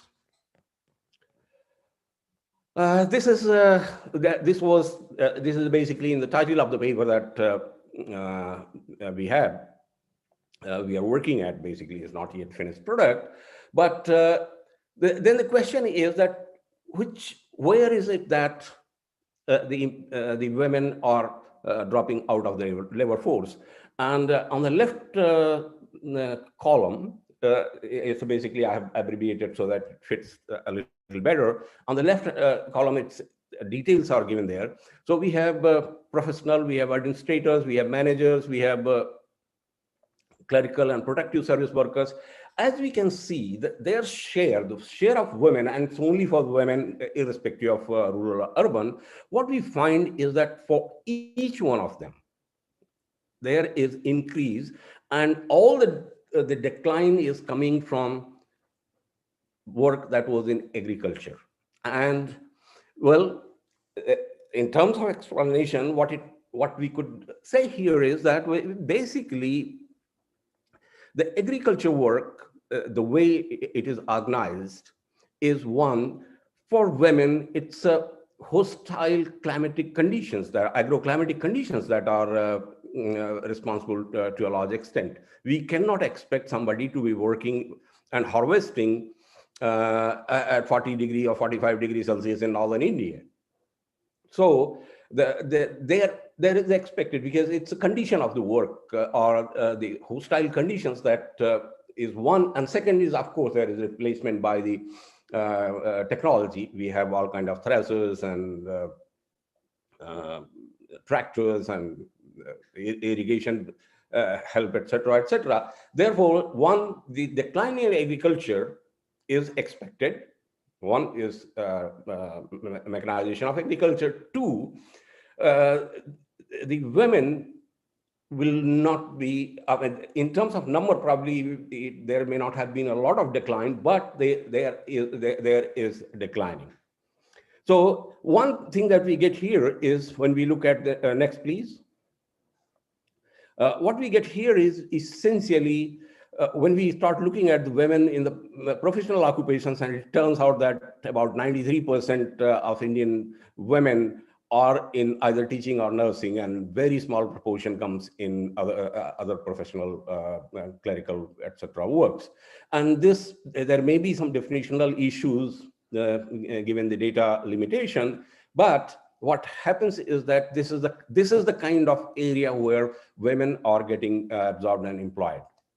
So in terms of work, if we are looking at the women's work, what we find is that the women are working, they are getting more and more into other than agriculture work, is what we are getting from here. The next slide. Next slide, please. Oh, well, this picture I have already. So in the next few slides, what I'm going to examine is it that from the rural areas, the women are basically withdrawing only, and that's what basically the agriculture part shows. The agriculture sector work participation by women has gone down drastically. But that's the kind of picture that we get from the cross-section data that NSS provides. This particular panel data, there are 3-4 slides, and the tabulations have been done with various kind of what we call the controls or variables. For example, with education, when we start looking at that different levels of education, whether it's wide or narrow definition of labor work, what we find is, well, could you please go to the next slide? Next one. Yeah, this is entry and exit.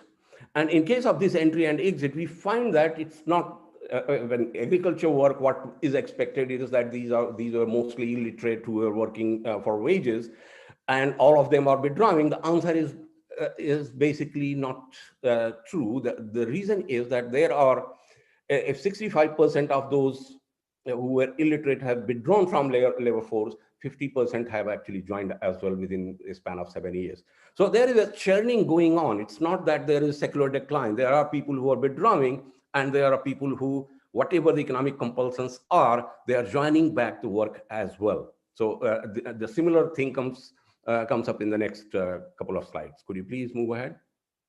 This is something that well, one would expect this, and in case of what is the surprising result here is that in all other cases, we find, in case of Dalits and Muslim, we find that there are more women joining the labor force or have joined labor force within the gap of 7 years than any other group. Next, please. And this slide basically tells the story of women work participation. So the poorest quintile, that is about 20% in India, what we find is that even the decline there is more, but there have been about 20% have joined. Whereas in all other economic strata, so therefore this income, there used to be this hypothesis, or there are some researchers who have remarked that, well, it's an income effect. That is, as household income rises, the women are withdrawing from the labor force. That doesn't seem to be the case. What we find here is that that is 20 percentile upwards. Almost in every quintile, we find that there are more women joining the labor force than withdrawing. So the whole lot of this thing is happening is among the poorest, who are mostly illiterate, as with the previous slides have shown. And then what we find is that the decline that is happening, and what we have seen in the case of agriculture, which are mostly illiterate or barely literate women who are withdrawing, it's not that all of them are withdrawing. It depends on various other scenarios. For example, there are fertility requirements and other caring work, etc. So the whole issue about the women work participation, therefore, is, in fact, I did see a couple of slides from Ravinder, where she argued that, well, there are all these taboos, etc. Well, these taboos, etc., are there, but at the same time, in case of women, especially in the rural areas, the regular work, what is coming, and most of them, if it is at all coming, and there are women who are joining education, etc. But the major problem is that the generation of jobs or generation of work within the rural areas and with the working condition is something that that is important. Next, please.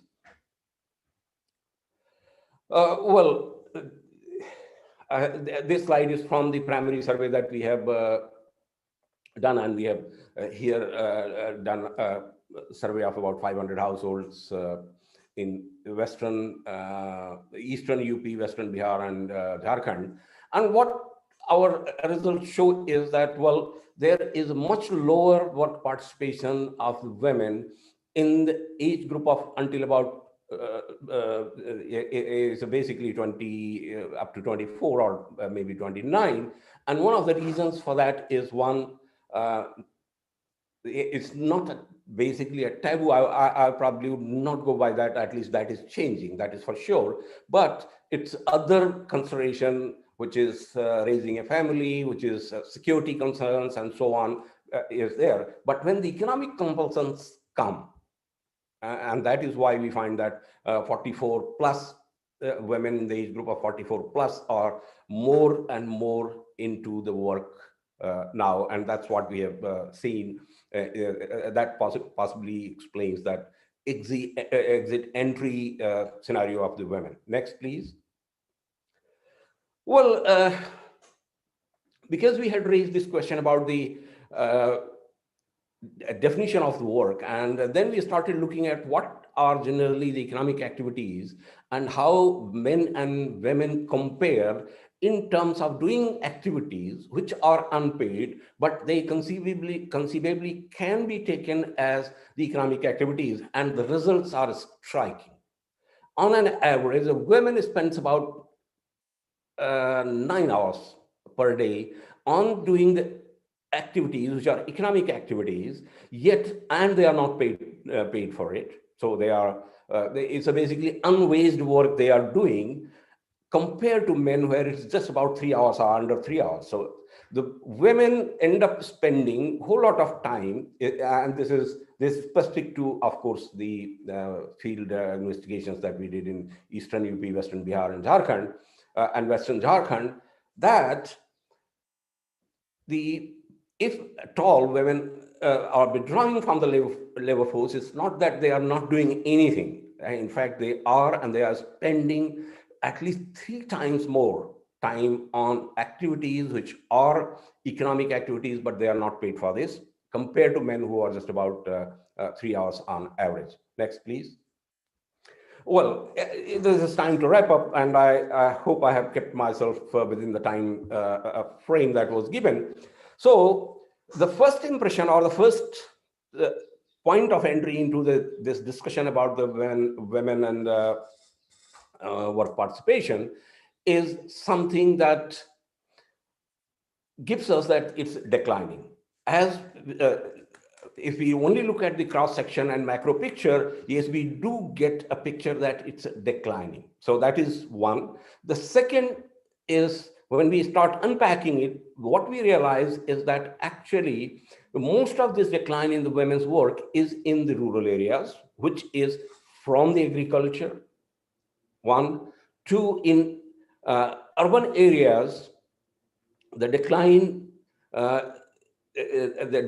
is below the age group of 24 years or below or lower, and a lot of them are now getting enrolled into schools, and subsequently, or in subsequent age groups, we do see an increase in the women's work participation.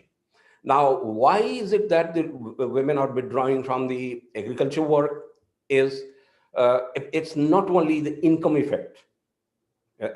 Well, because of income effect, as the data shows, at least the evidence that we get from the panel data is that it's not even churning. There are women who help to join labor force because there are economic compulsions, and those compulsions, in fact, go beyond even the kind of harsh and hostile agroclimatic conditions that they face. Even then, they end up working because they have to run the household, or at least they have to earn their living.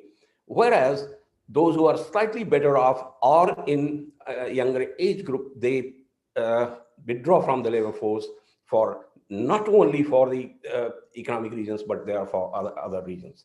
Now, what is the way forward? Way forward is, of course, providing the generation of jobs. In fact, something like unskilled labor work that we have, or that we are seeing, or that we have observed in case of something like MG and REGA.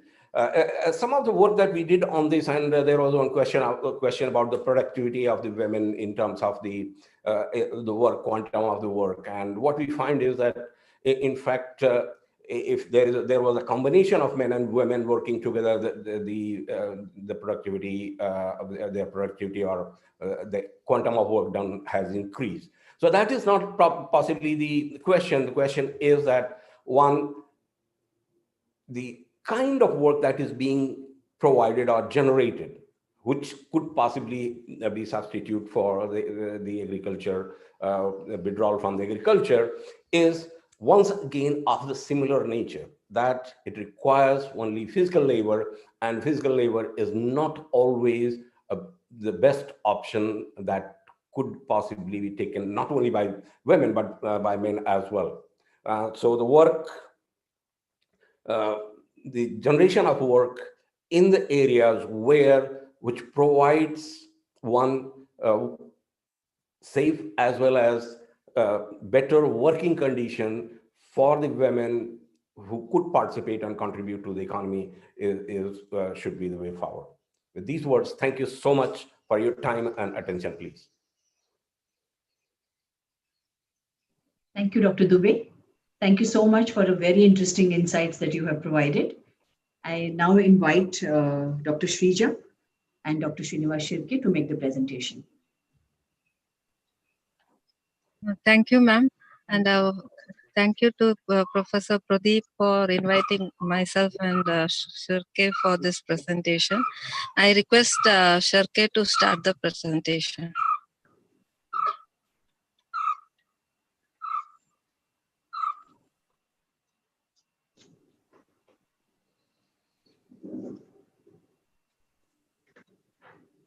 Srinivas?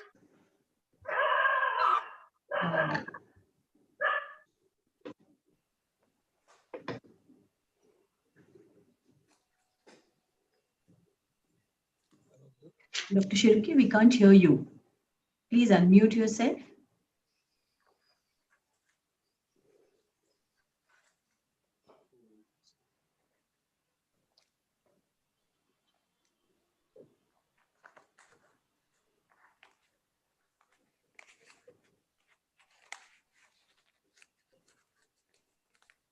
Dr. Srinivas, we can't hear you. Please unmute yourself. Yeah.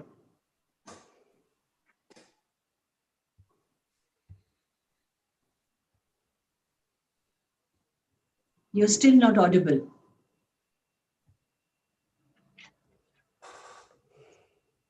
Vishal, can you look into this, please?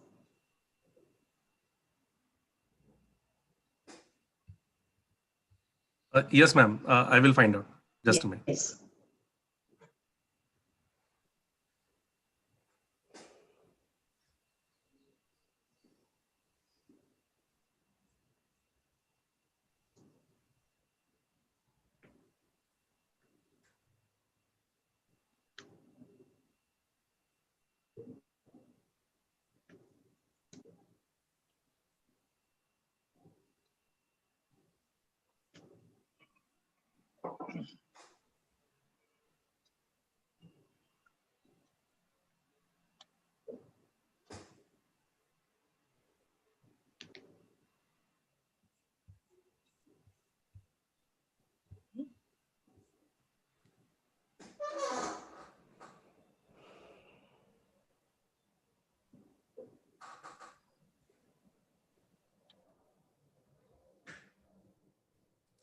Ma'am, there is a technical problem with his computer.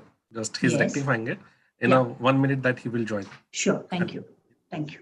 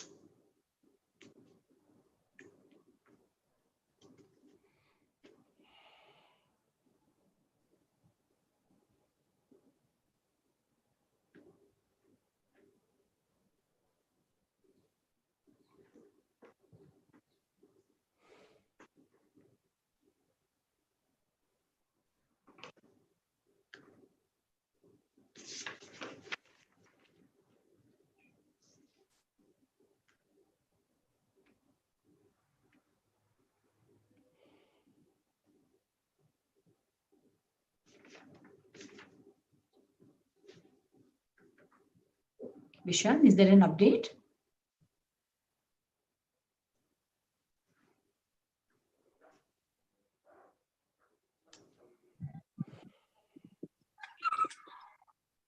Ma'am. I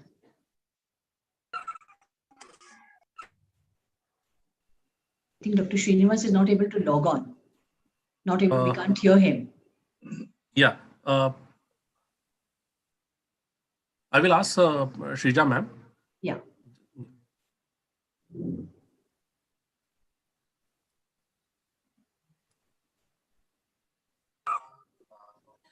Vishal, can you talk? I am actually working from home in Kerala. So can you put on the presentation Yes. so that I can? Yes, I think we can request Vishal to show the presentation. Till Srinivas steps in, I can do that. Yes, please. Thank you so much. There will be some background disturbances. Please bear No, with that's me. right. We can hear you. We can hear you, Dr. Shrija. Can you please go on?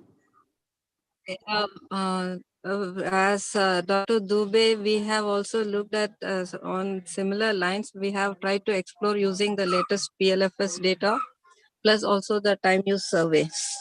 So as it may be seen, labor market, the statistics does not cover the entire workforce that is being taking place in the economy. Like only 50% of all the work performed is actually captured. And here also it's the men's work which is captured more. And as regards women's work, it's only 33%. And as we all know, the labor force participation rate of the rural females is very low as compared to the male, and as it was covered elaborately in the previous presentation also. But we would like to add that about 42.5% of the women are engaged only doing domestic duties, and even among them who are doing domestic duties, about 14.2% are engaged in some economic activities which are not valued. That is like free collection of goods, doing some tailoring, tuition, these kind of services which are not monetized. So it's not getting captured in the work as their participation in the economic activity. I think Srinivas has joined and he's ready to present. So I hand it over to Srinivas. Yeah, that's fine. Srinivas, can you take over? Yeah, please take over. Good afternoon, everyone. Sorry for the technical goof up. I'm really sorry for what happened. But as Shrija said, in this particular paper, we have tried to analyze labor force participation, especially of women, using the TUS, that is the time use data. And in the background, it's been said in the literature that labor market employment statistics covers less than 50% of all the work which is being performed in each week. So this particular definition of work covers both the unpaid as well as the paid work. But as per the definitions which are being used in the labor force surveys, as per the international standards, mostly the market activities, that means the activities which have some value in the market, those are being captured in the labor force surveys, and some kind of non-market activities like primary processing of the goods for the use of the household, that are also being captured. But still we can see that the labor force participation for women in rural areas is only 19.7% as against 55.1% for the rural men. And in the urban areas, it's 16.1% for the urban women, versus 56.7% for the urban males. So there appears to be a gap of around 35 to 40% between the male and female labor force participation. If we actually try to look at the share of the women who are attending to domestic duties or doing domestic duties as well as engaged in free collection of goods and some kind of services for own household use, so about 56% of the women are participating in the unpaid domestic activities. Next slide, please. So the objective of our study was that we tried to understand how is the time disposition of the women in India in order to better understand the entire gamut of paid as well as the unpaid economic activities which are being undertaken by the women. And this is being done by the time use survey, which was conducted by Ministry of Statistics and Program Implementation during 2019. Next slide, please. So why is it important to understand the participation of women in the labor force? The labor force participation empowers the women by allowing her to take decisions regarding herself with respect to health, education, as well as it has second round effects because it has been observed in the studies as well as in literature that women who are working, they have better outcomes for the children of the family with respect to health, education. It enhances the savings of the household, and it also gives her a kind of autonomy as well as empowerment to participate in the decision making of the household. So it helps in the overall human development at the family level, which is the basic unit of any society. Secondly, it's important to understand the women's participation from the gender equality and empowerment perspective. So the Sustainable Development Goal 5.4 specifically tries to recognize and value the unpaid care and domestic work which is being undertaken by the women. And Goal 8 also speaks about the accessibility of decent work opportunities for both men as well as women for inclusive growth. Next slide, please. So from this data, we can see that the female to male labor force participation ratio among the G20 group of countries is lowest in India, that is 27. And even if we try to see the other Southeast Asia, South Asian countries, so we can see Indonesia where it's 65. So we can see the huge gap among the female to male labor force participation ratio, which is being experienced in India vis-a-vis other countries. Next slide, please. So World Bank estimates that Indian women contribute around 17% to the GDP, which is less than half of the global average. And the growth rate can be boosted by 1.5 percentage points if around 50% of the women are able to join the workforce. Since India is one of the fastest growing economies and aspires to become a 5 trillion economy, so it's very important to harness the potential of women labor force participation. Next slide, please. So there are various studies which have been tried to demystify what are the probable reasons why the women take the decision to be involved in unpaid domestic activities. One of them is the social norms and customs, and other is the sexual division of labor. That is the work which is being done at the household level by the men and women in the household. So Seema Jayachandran in her latest study has observed that the norms that women bear the primary responsibility for household work and children might be one of each. We try to see through the time use survey also how they are trying to contribute in the household activities vis-a-vis the men. So it can be seen that there's a double burden of domestic unpaid work on the women.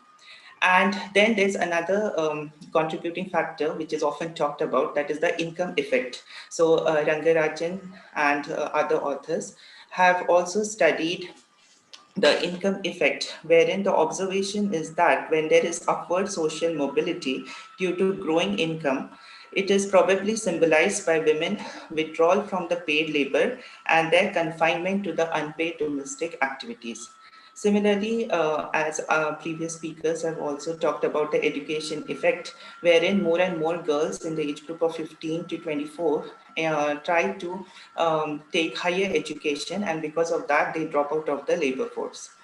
Other study by Malhotra in 2017 had identified improved standards of living and mechanization of agriculture as the reasons. This Another study which was undertaken by Sangi and authors, myself and Shrija ma'am. So there we tried to study the rural female labor force participation, and our observations were that whenever there's a structure change in the economy, that means we move from agriculture-based economy to the manufacturing and service sector economy. There is always a U shape, which is called as a golden curve, observed in the female labor force participation, wherein as the men try to move to the from agriculture to manufacturing and service sector, that is the secondary and tertiary sector, there is an increase in income which is experienced by the household, and this increase in income induces the female members to withdraw from the unpaid helper or casual work in agriculture, which they take along with the men members. Next slide, please. So the unpaid domestic activities are not statistically measured in employment and unemployment studies, in the sense that we have a separate code for capturing the unpaid domestic activities, and through that we get an idea like how many, what is the share of women which are undertaking only unpaid domestic activities. Unpaid work by women and men add value to the commodities which are purchased from the market. And also for subsistence, and therefore it is very important to understand and recognize the unpaid work which is done by women in the household. So that induces the need for time use surveys. So time use surveys basically try to record how the time is being utilized by a person among different activities in a 24 hours period. So ILO report says that only 40 countries till date have conducted a full-fledged time use survey by 2015, and India has also conducted the full-fledged time use survey in 2019. So various other studies have also been done with respect to time use from 1966 to 2015. Around 85 countries have undertaken time use surveys. Next slide, please. So the time use survey, as I mentioned, it was first pilot was performed in 1998-99, which was for 6 states. But the nationwide full-fledged survey was launched in January 2019, and it was of a duration 1 year, wherein all the activities which are being undertaken by members of age 6 and above during a 24-hour period from 4 a.m. on the day before the date of interview to 4 a.m. on the date of interview were studied. Next slide. So from the findings of TUS, we can see that the rural women have a participation rate of 82% in the unpaid domestic services for household members, and urban female have 79%. And this is if we compare it with the male counterparts, the participation rate for urban male is 28% and rural male is 28% and urban male is 23%. And if we see the average time which is spent, we can see that around 5 hours are being spent on unpaid domestic activities by the female members compared to men who spend less than 2 hours. Similarly, for unpaid caregiving services also, around 2 hours are being spent by women daily, more than 2 hours, and comparatively the male are spending around 1 hour 10 to 15 minutes, and the participation rates are also almost double for the rural as well as urban women compared to the male counterparts. Next slide, please. Similarly, we see the participation in the employment-related activities. So the rural female have 19% participation in the employment and related activities, and they spend around 5 hours on these employment and related economic activities. Male, on the other hand, roughly have participation of around 56 to 60%, and they spend around 7 to 8 hours in these market activities. The production of goods for own use. This is the especially for the 25 production of goods for final use. However, it should be kept in mind that all the production of goods for own use are being considered as a part of activity as per the system, as per the definitions used in the labor force survey. System of National Accounts says that production of goods as well as services for own use have to be considered. But in labor force survey, it's mostly the production of goods, primary goods, that is the related to agriculture, animal husbandry, fishing, are being considered as a part of economic activity. Next, please. So here we see the analysis of the daily share of time disposition of men and women, wherein it can be seen that rural as well as urban women spend nearly 34% of their time in unpaid domestic services for household members, whereas for the unpaid caregiving services, they spend 5%. As to men, only 4% of their time on unpaid domestic services for the household members. Easily see if we combine activities which are considered as economic activities with the unpaid domestic activities, it can be seen that the work which is being performed by the women, combining the unpaid as well as economic and related activities, is more than that performed by male. So for the rural females, we can see around 43% of the time is being spent on unpaid as well as paid activities. Rural males, they are spending around 39%. And similar, we can see that in urban areas, it is close to 42% of the time is being spent by the women in paid as well as unpaid activities, which is 45% by male. So we can see that there is a burden of domestic unpaid work, which is being experienced by females, both in urban as well as rural areas. And this burden may be affecting the decision whether to participate in the market economic activities. Next slide, please.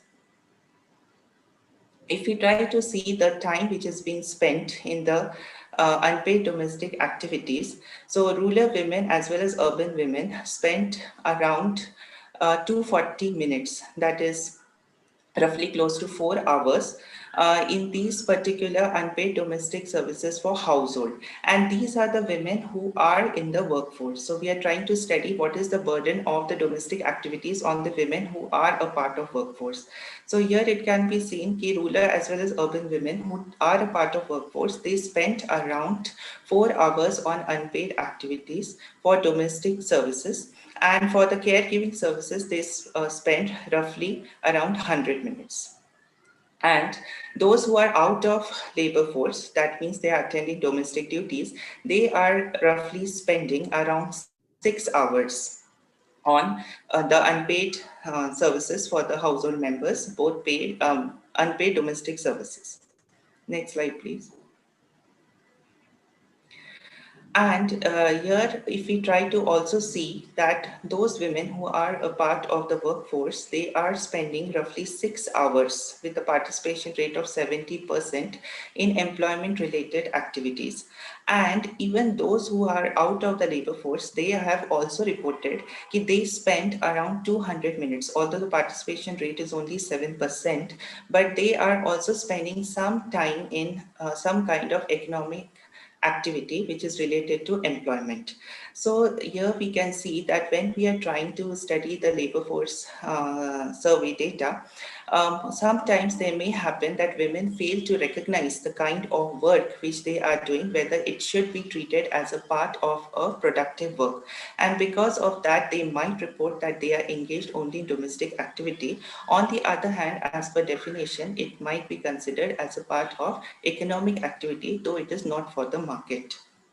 So the usual principal status which is being used in the labor force survey thereby cannot capture this particular contribution of those women who are engaged only in domestic activities, but they are trying to undertake some economic activities which come under the definition of economic activities as per the system of national accounts. Next, please. If we try to study that in the employment-related activities, most of the women in the rural areas prefer doing work in household enterprises to produce goods. That is around 15% participation is there in this particular category. And for males, it is 40%. However, we can see that male are also involved in rural area for employment in household enterprises to produce services. Women mostly undertake the production of goods, but they are from the household enterprises. Males, they undertake the production of goods as well as services from the household enterprises. And in the urban sector, we can see that mostly women undertake the household and work in household enterprises to provide services. Whereas in urban males have a better portfolio of the work which is undertaken. They work in corporations, government and non-profit institutions, as well as in household enterprises to produce goods and services. Next slide, please. And if we see the production of goods for own final use in the rural sector, it's mostly in agriculture, forestry, and fishing, where the women are taking around participation of around 15%, vis-a-vis 17% for the male members. And another important category where the women are participating is supplying of water and fuel for own use. So around 16% women, rural women, have reported participation in this particular activity, and they spend roughly around 1 hour per day per participant in this particular activity. Whereas in the urban sector, we can see that production of own goods for final use is comparatively on the lower side, but still the urban women spend around 15 minutes on the activity supplying water and fuel for own final use. Next slide, please. Similarly, if we try to see that where the women are spending more time in unpaid domestic services for household, so in rural as well as urban area, around 85% of the women have reported for time spent of around 4 hours, less than 4 hours, 3.5 hours, on production of meal management and preparation, followed by cleaning and maintenance of own dwelling, and also care and maintenance of textile and footwear. So these are the 3 important activities in which the participation rate is high, means more than 50% women have reported undertaking these activities, and the time spent is also considerable. So around 5 hours of the day are being spent by rural as well as urban women in these 3 activities, which are considered unpaid. And rural male are mostly devoting time for shopping for own household members, that is around 10%, and they devote roughly 1 hour per day per participant. Similarly, urban males also participate in shopping of own household, shopping for own household members, but they don't usually take part to that extent in the other activities like food preparation, cleaning, and maintenance of textile and footwear. Next. Unpaid caregiving services for household members, if we try to see. So rural, the most important category where the time is being spent is childcare and instruction, where around 30% of the women, both in female and both in rural and urban area, have reported participation, and they have reported 2+ hours which are being spent per day, vis-a-vis male members who are participating around 15% with an average time spent of over 1 hour. Next slide, please. So to summarize, we can see that there's disproportionately high burden of unpaid activities on both in rural and urban areas on the women. Unpaid domestic and caregiving services with high participation rate for women are such that they can be substituted with hired worker, like cooking as well as maintenance of textiles and cleaning of household, indoors as well as outdoors, are something which can be outsourced. But Elizabeth Washbrook, in her study of time use data from UK, observed that whenever there is a tendency of women who tend to take part in the workforce, then the gender-based division of work in the household does not change much between the men and the women. However, the women which take part in workforce try to substitute the unpaid work which is being done by them by hiring work from outside, rather than the change in the equation of work between men and women at the level of the household. And then we can also see the activities like giving instructions to the children, teaching them, maintenance of textile, cleaning the household are all such on which we can put some value, thereby trying to capture the contribution of women to these activities, which mostly undergoes unrecognized in the traditional system of national accounts. Next slide, please. If you try to see that where women mostly prefer to undertake the economic activities, most of them have 22% have reported that they work in premises of the dwelling unit of the household, and around 82% have said outside the premises of the dwelling. But if we see the traveling time which is being spent for commuting for employment, it can be seen that the participation rate is low. That is only 13.7% women reported that they have to travel for work. This shows the tendency for preference towards household-based work or work which is in close by vicinity from the household, so they can manage the burden of paid as well as the unpaid work. Next slide, please. So there is a preference of work which is mostly in household enterprises among the women.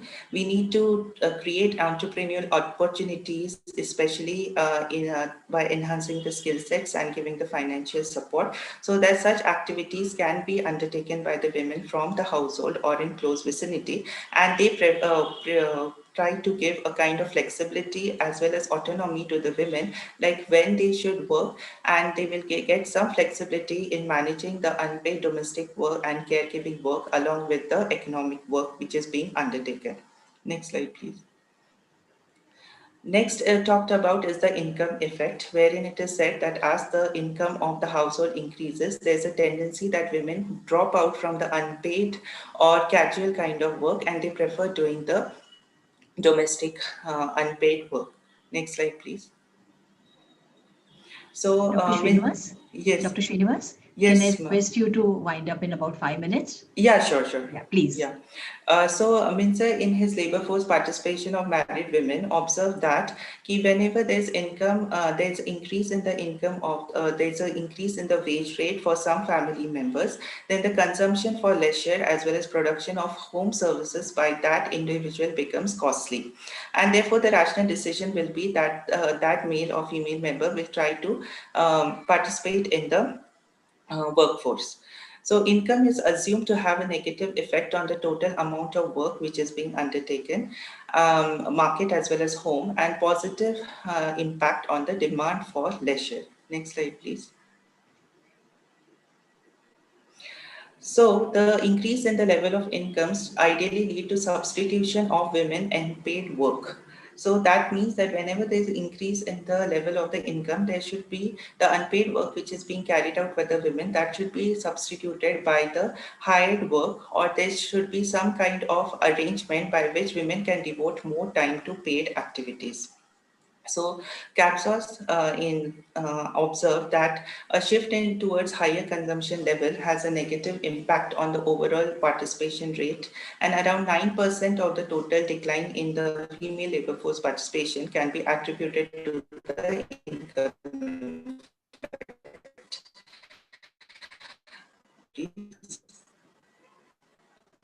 Please. Yeah, please go ahead. Yeah.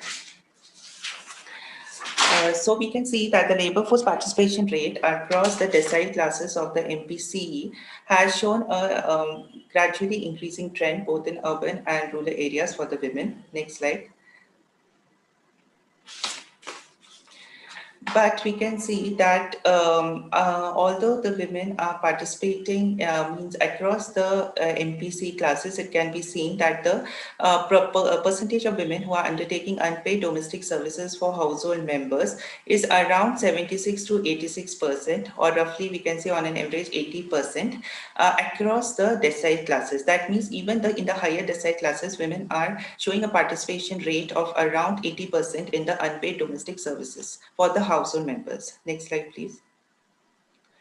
Similarly, if we try to see the effect of education in the next slide, we can see that the level education-wise LFPR shows a U kind of inverted, or you can say U shape for across the levels of education. From the non-literate, there is a higher participation, that is the LFPR, and that goes on declining a bit, and then it increases towards graduate and above level education level of the women. Next slide, please.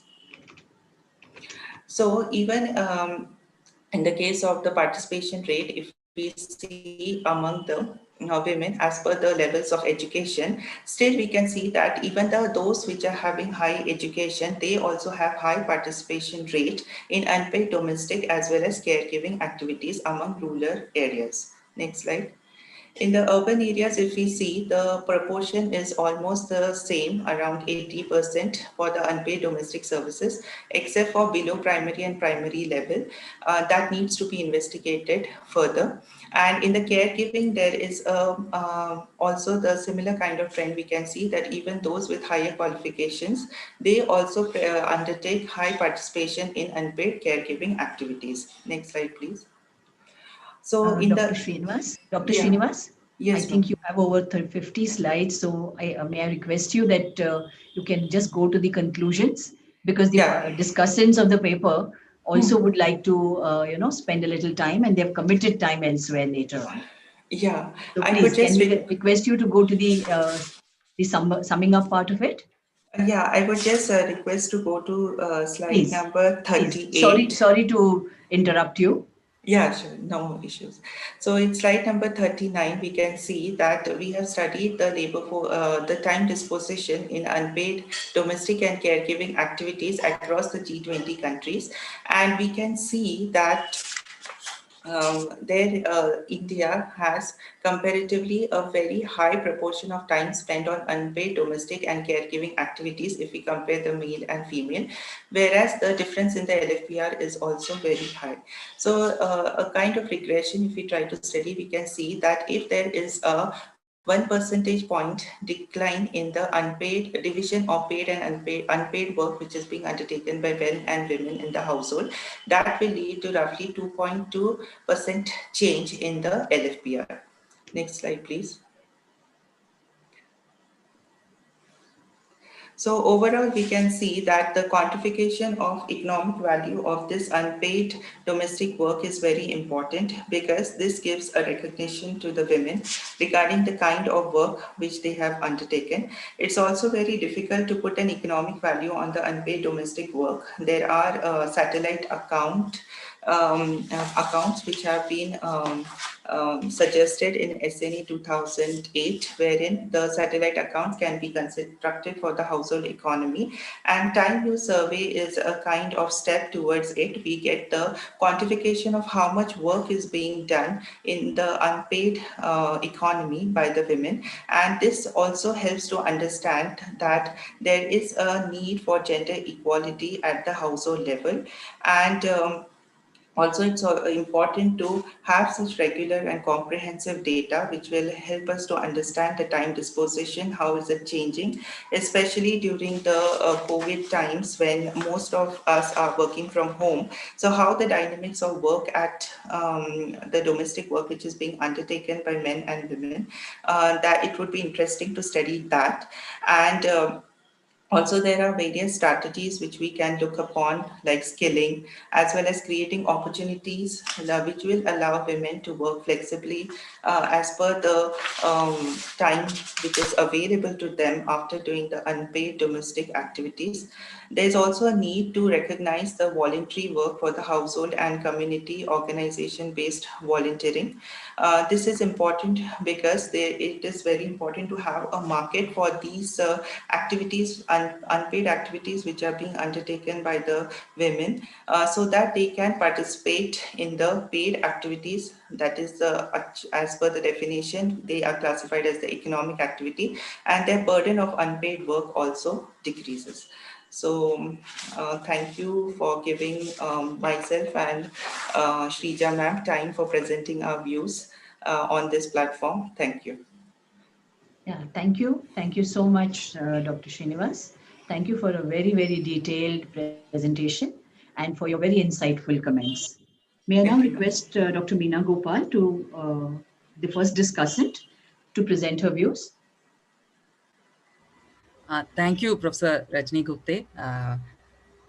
And I thank the organizers, Professor Abhay Pete and his colleagues, Soma Wadhwa and others, for requesting me to be part of this extremely illuminating and very instructive set of discussions, starting from the morning from, Mr. Mahesh Vyas's very detailed data, exercises, and then Professor Ravinder Kaur's, sociological survey, as well as both of these very enriching papers, on this.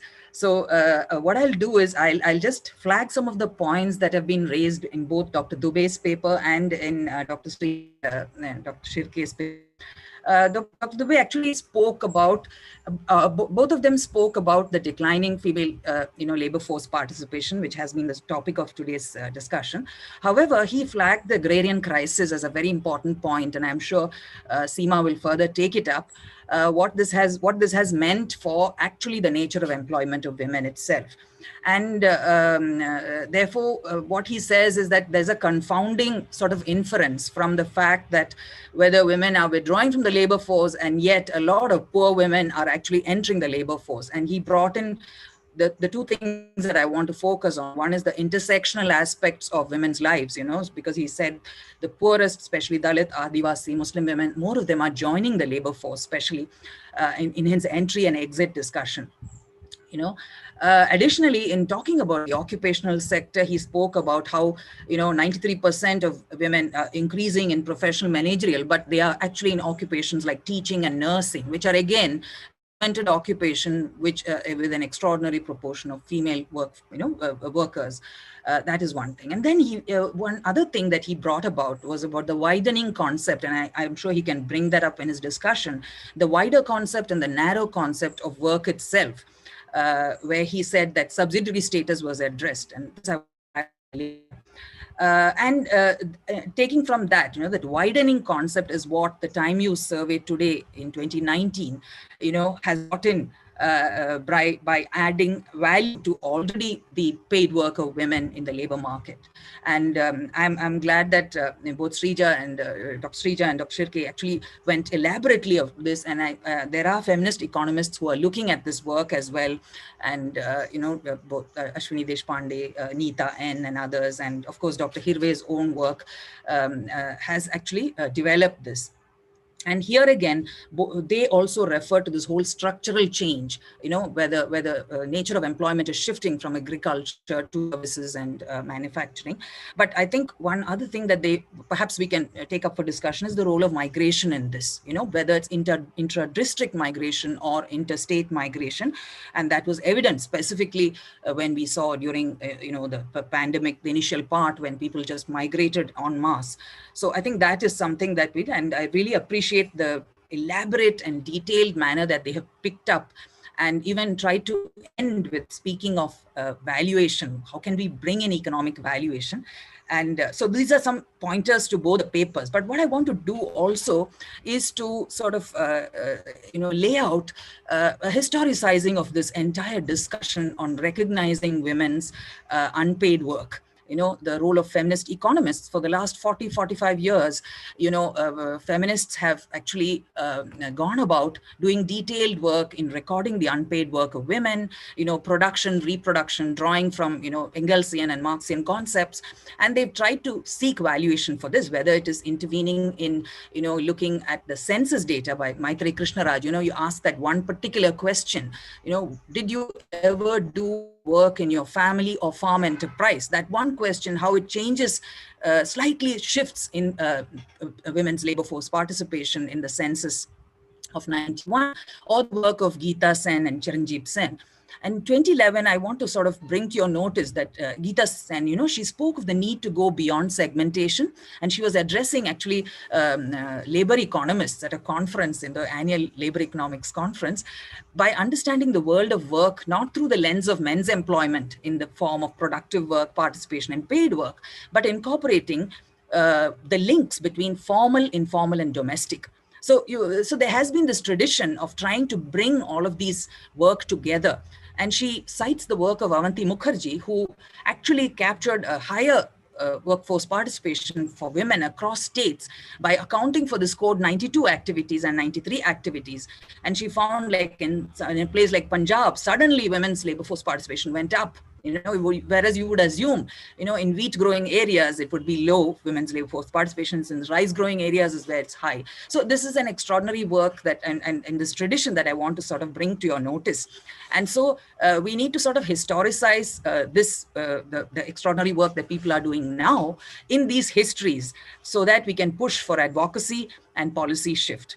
And the other significant thing that I want to also sort of bring to notice is that we are seeing from this a crisis in women's employment. It's really a crisis, and this crisis in women's employment and women's work is actually pointing to a crisis in the economy. Because, and I'll say why that is, because the more the economy is under strain with rise in prices of essential goods and services, increased privatization of basic services, the greater the social reproduction falls on the unpaid, as the unpaid work of women and other marginal persons within the household. And Dr. Ravinder Kaur brought out the whole discussion on the household, and even Shruti and Srija brought it out as well. The household is actually where we should be looking at in terms of work, and therefore the social reproduction is pretty much evident now. And this acknowledgement of, oh God, is there some, this, am I sort of audible now, Dr. Rajni? There's a little bit of a break in between, but please carry on. That's right. Yeah, that's right. So therefore, this lack of acknowledgement, we know, is also accompanied by the discourse of women who do unpaid domestic duties being touted as the efficient manager of the household. And here I refer to the 1995 World Development Report, which said that women are good, efficient household managers, and they will manage the household with scarce resources. And this is precisely the time when we find that in all the public services, whether it's education, healthcare, etc., there's a rise in user fees, there's a privatization, etc. So this structural adjustment that actually led to a crisis in the economy actually brought in this crisis in women's labor. So I think that is something we need to bring as well. And also, Dr. Shirke ended by speaking about how can we actually economically value this. And in this, again, I want to sort of bring to notice the whole, feminist wages for housework campaign. The Marxist feminists of the 1970s in Europe and America, actually Silvia Federici and others brought this whole wages for housework campaign. And these have paralleled the work of the academic researchers, So, and from there, we sort of think today, how can we take it? So how can we acknowledge and compensate this unpaid work? And several suggestions and proposals are being offered. For instance, we need social security. That is one way to go about it, or a universal basic income, supported by universal basic services. So one can't be at the expense of the others. So I think these are, the COVID pandemic has offered us a sort of opening to bring this convergence between academic researchers, some of whom are here, in large numbers here, to the way in which policy, directions are offered by both national and international agencies.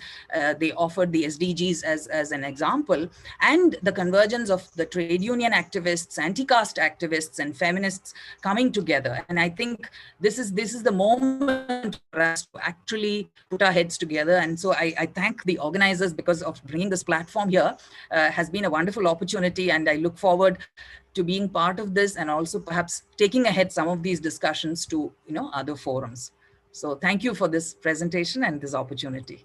Yeah, thank you, Dr. Meena Gopal. Thank you so much for a very different way of putting things, and for bringing in a different light onto the entire discussion. Thank you so much.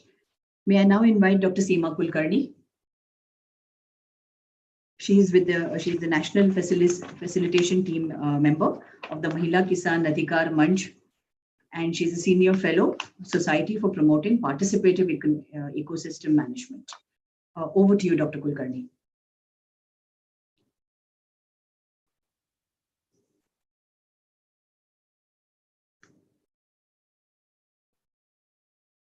Is Dr. Kulkarni there?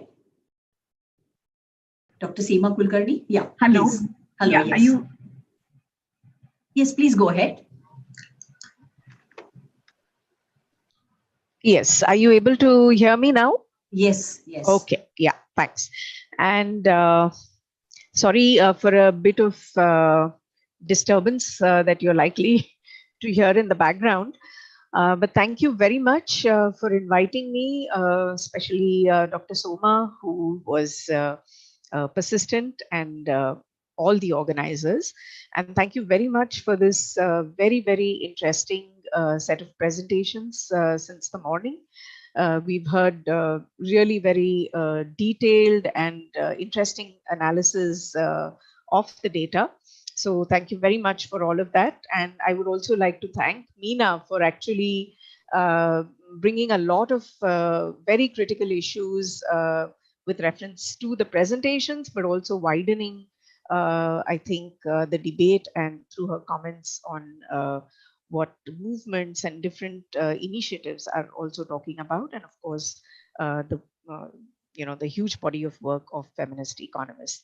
So I think rather than repeating some of those critical issues, I thought I could bring in some perspectives from the point of view of the experiences that the insights and experiences that we are gaining from the ground as part of our work and engagement with women farmers. And when I say farmers, it's of course the wider definition of farmers, which includes labor, which includes migrant agriculture labor, as well as a variety of livelihood activities that women engage in. I think some of the comments and some of the insights that were shared from the studies clearly point to a very evident decline in the agrarian sector, particularly women's participation in paid employment in agriculture. I think these are areas that I would like to a little bit deliberate upon, because what we see, and I would just first like to highlight a couple of studies that we have done in the last 2 years, and also primarily the one in the more recent pandemic, which clearly show a very, very high presence of women in agriculture and related activities. So whether it is livestock, fisheries, in actual cultivation. So a number of activities that women seem to be engaged in for their livelihoods are around agriculture. What it also highlights very clearly is the need for a diverse set of activities. I think this entire diversification in the livelihood portfolio, in a way, also highlights the precarity and the uncertainty of work and employment. So clearly, I think it corroborates, of course, broadly with the data that we've been hearing from different data points, which certainly tell us that the decline is very much in the paid employment. But clearly what we are seeing is the paradox of a huge presence in agriculture and related activities. And I think this is a matter of concern for us, because of course it shows us that women are moving into unpaid activities. But what I also like in the work of recent work of Ashwini Deshpande and Naila Kabir, the way this work is described, is how all of this work is actually to be seen as expenditure saving. And I think that also highlights a very critical point that Dr. Dubey touched upon, is the larger agrarian crisis. And I think we need to look at the changing nature of women's employment in that entire continuum of paid, underpaid to unpaid, in the larger context of the agrarian crisis, in, of course, the rural context. So what we are seeing through the presentations also, it was very clearly highlighted that there have been multiple entry and exit points, which also need to be seen, through different perspectives. And of course, the life cycle approach is something that we as feminists need to be seriously engaging with, where women enter and exit depending on both age, but also various other life cycle related issues. So I think those are, of course, very critical observations that are important. But if we go back to some of our studies, which are clearly showing that the agrarian crisis also needs to be understood as a gendered crisis, particularly because the range of activities that women are now engaging in, which are clearly focused on ensuring subsistence and survival of the households. And I think a large chunk of this work is in the area of the unpaid. So let me just, in a couple of minutes, try to, if we are looking at solutions, if we are looking at ways forward, we also need to sort of be very clear with, how we look at the problem itself. So I think the entire sort of development paradigm, and let's focus on the agricultural paradigm, is based on, I would say, a continuous extraction of the natural resources. And I think why I want to highlight this particularly is this kind of an extractive model in a way is moving towards a certain kind of a paradigm of agriculture, which is replacing in a way diversities with monocultures. It is very much focused on the green revolution kind of a model, which I would say in a way has devalued the knowledge of women smallholders who had around, whether it was seed conservation in terms of agricultural practices, which actually provided a range of activities that did have value, both in terms of the employment opportunities that it provided, but also in terms of what gets recognized and valued. I think that's the entire farming paradigm clearly focuses on, moving towards the industrial and the urban. So the urban focused kind of an approach, unfortunately, has also led to impoverishment in urban areas, but more so in rural areas where we've seen this huge outmigration of the men, which has burdened, I would say, the women with a very, very degraded natural resources at hand. So you have climate change, you have aggravations caused due to a number of activities that unfortunately leave the women with very little in terms of resources at hand, which could convert into meaningful livelihood opportunities. So I think this broader context is really very critical to understand if we want to look at the ways forward. And in the ways forward, therefore, to conclude on my comments, I would clearly say that we need to look at the broader reform process, where we are looking at, not just employment opportunities, but also how resource access could be strengthened. So whether it is land, whether it is access to other resources, those also would be very, very critical in expanding the opportunities for work and meaningful work for women, which is unfortunately always categorized as productive, and the entire spectrum of work that women do in the processes of life making, what social reproduction, what Nina referred to, unfortunately does not get recognized. But I would say that there has to be a very critical focus on the livelihoods, on how access to resources could be strengthened, how valuing of women's knowledge could be strengthened as critical ways forward. But absolutely, the supports that were articulated also by Meena in her comments in terms of the social protection measures that need to be in place. I think there's a huge subsidization that women's work,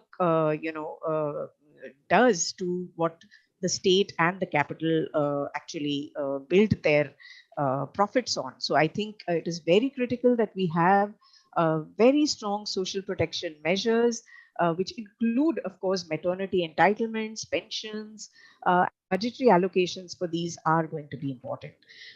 So while I say social protection measures, and of course, the idea of universal basic income is still debated and toyed with, but I think the way forward would also be to look at alternative paradigms in agriculture and development. I think there is a need to respect that knowledge, to respect the diversity, and come back to what was valued as knowledge, because we talk of mechanization as leaving women out of employment, but these mechanization process is also a reflection of what the agricultural model is representing. And I think we really need to sort of revisit some of these broader paradigms if we are to look at very strong and robust alternative employment and livelihood opportunities. I think livelihood should be center stage rather than just employment. And there's a huge non-farm sector that also should be spoken about, which unfortunately does not get as much attention when we are looking at women's work.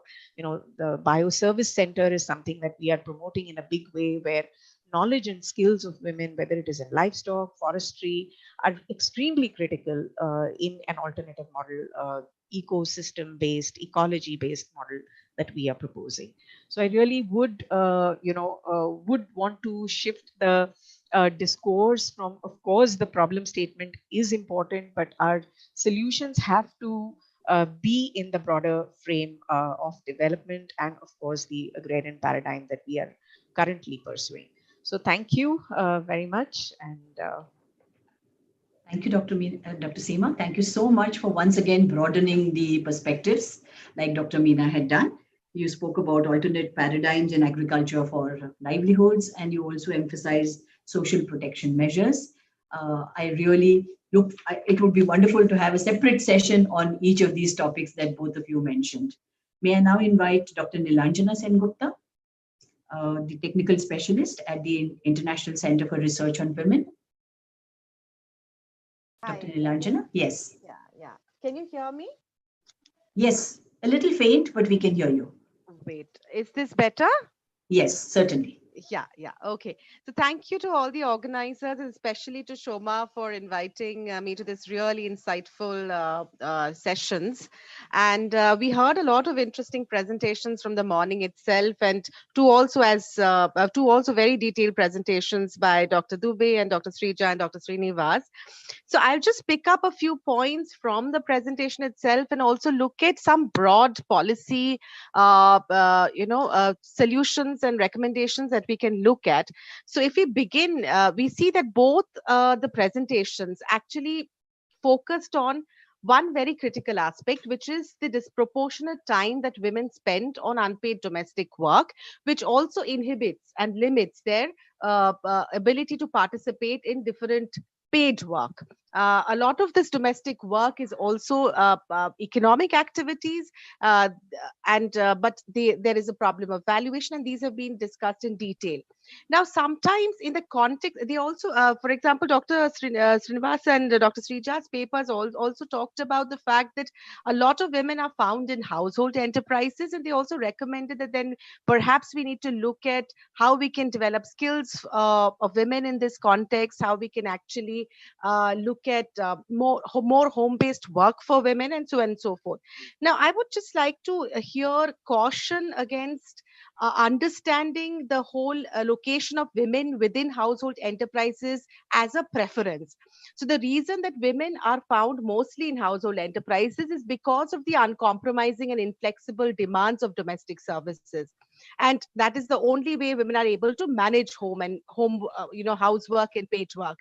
Now, if we focus on flexi timing or the substitution of unpaid domestic work of women by the hired or the paid domestic workers who themselves are women from low income households, then we will fall into the same trap of reinforcing that domestic work, paid or unpaid, is a woman's responsibility and duty. I think it's important once again to revisit and bring up what has been actually talked about by feminists for the last 50 years or 100 years, which is basically it's important to recognize, reduce, and redistribute unpaid domestic work. And we need to keep on focusing on that particular aspect.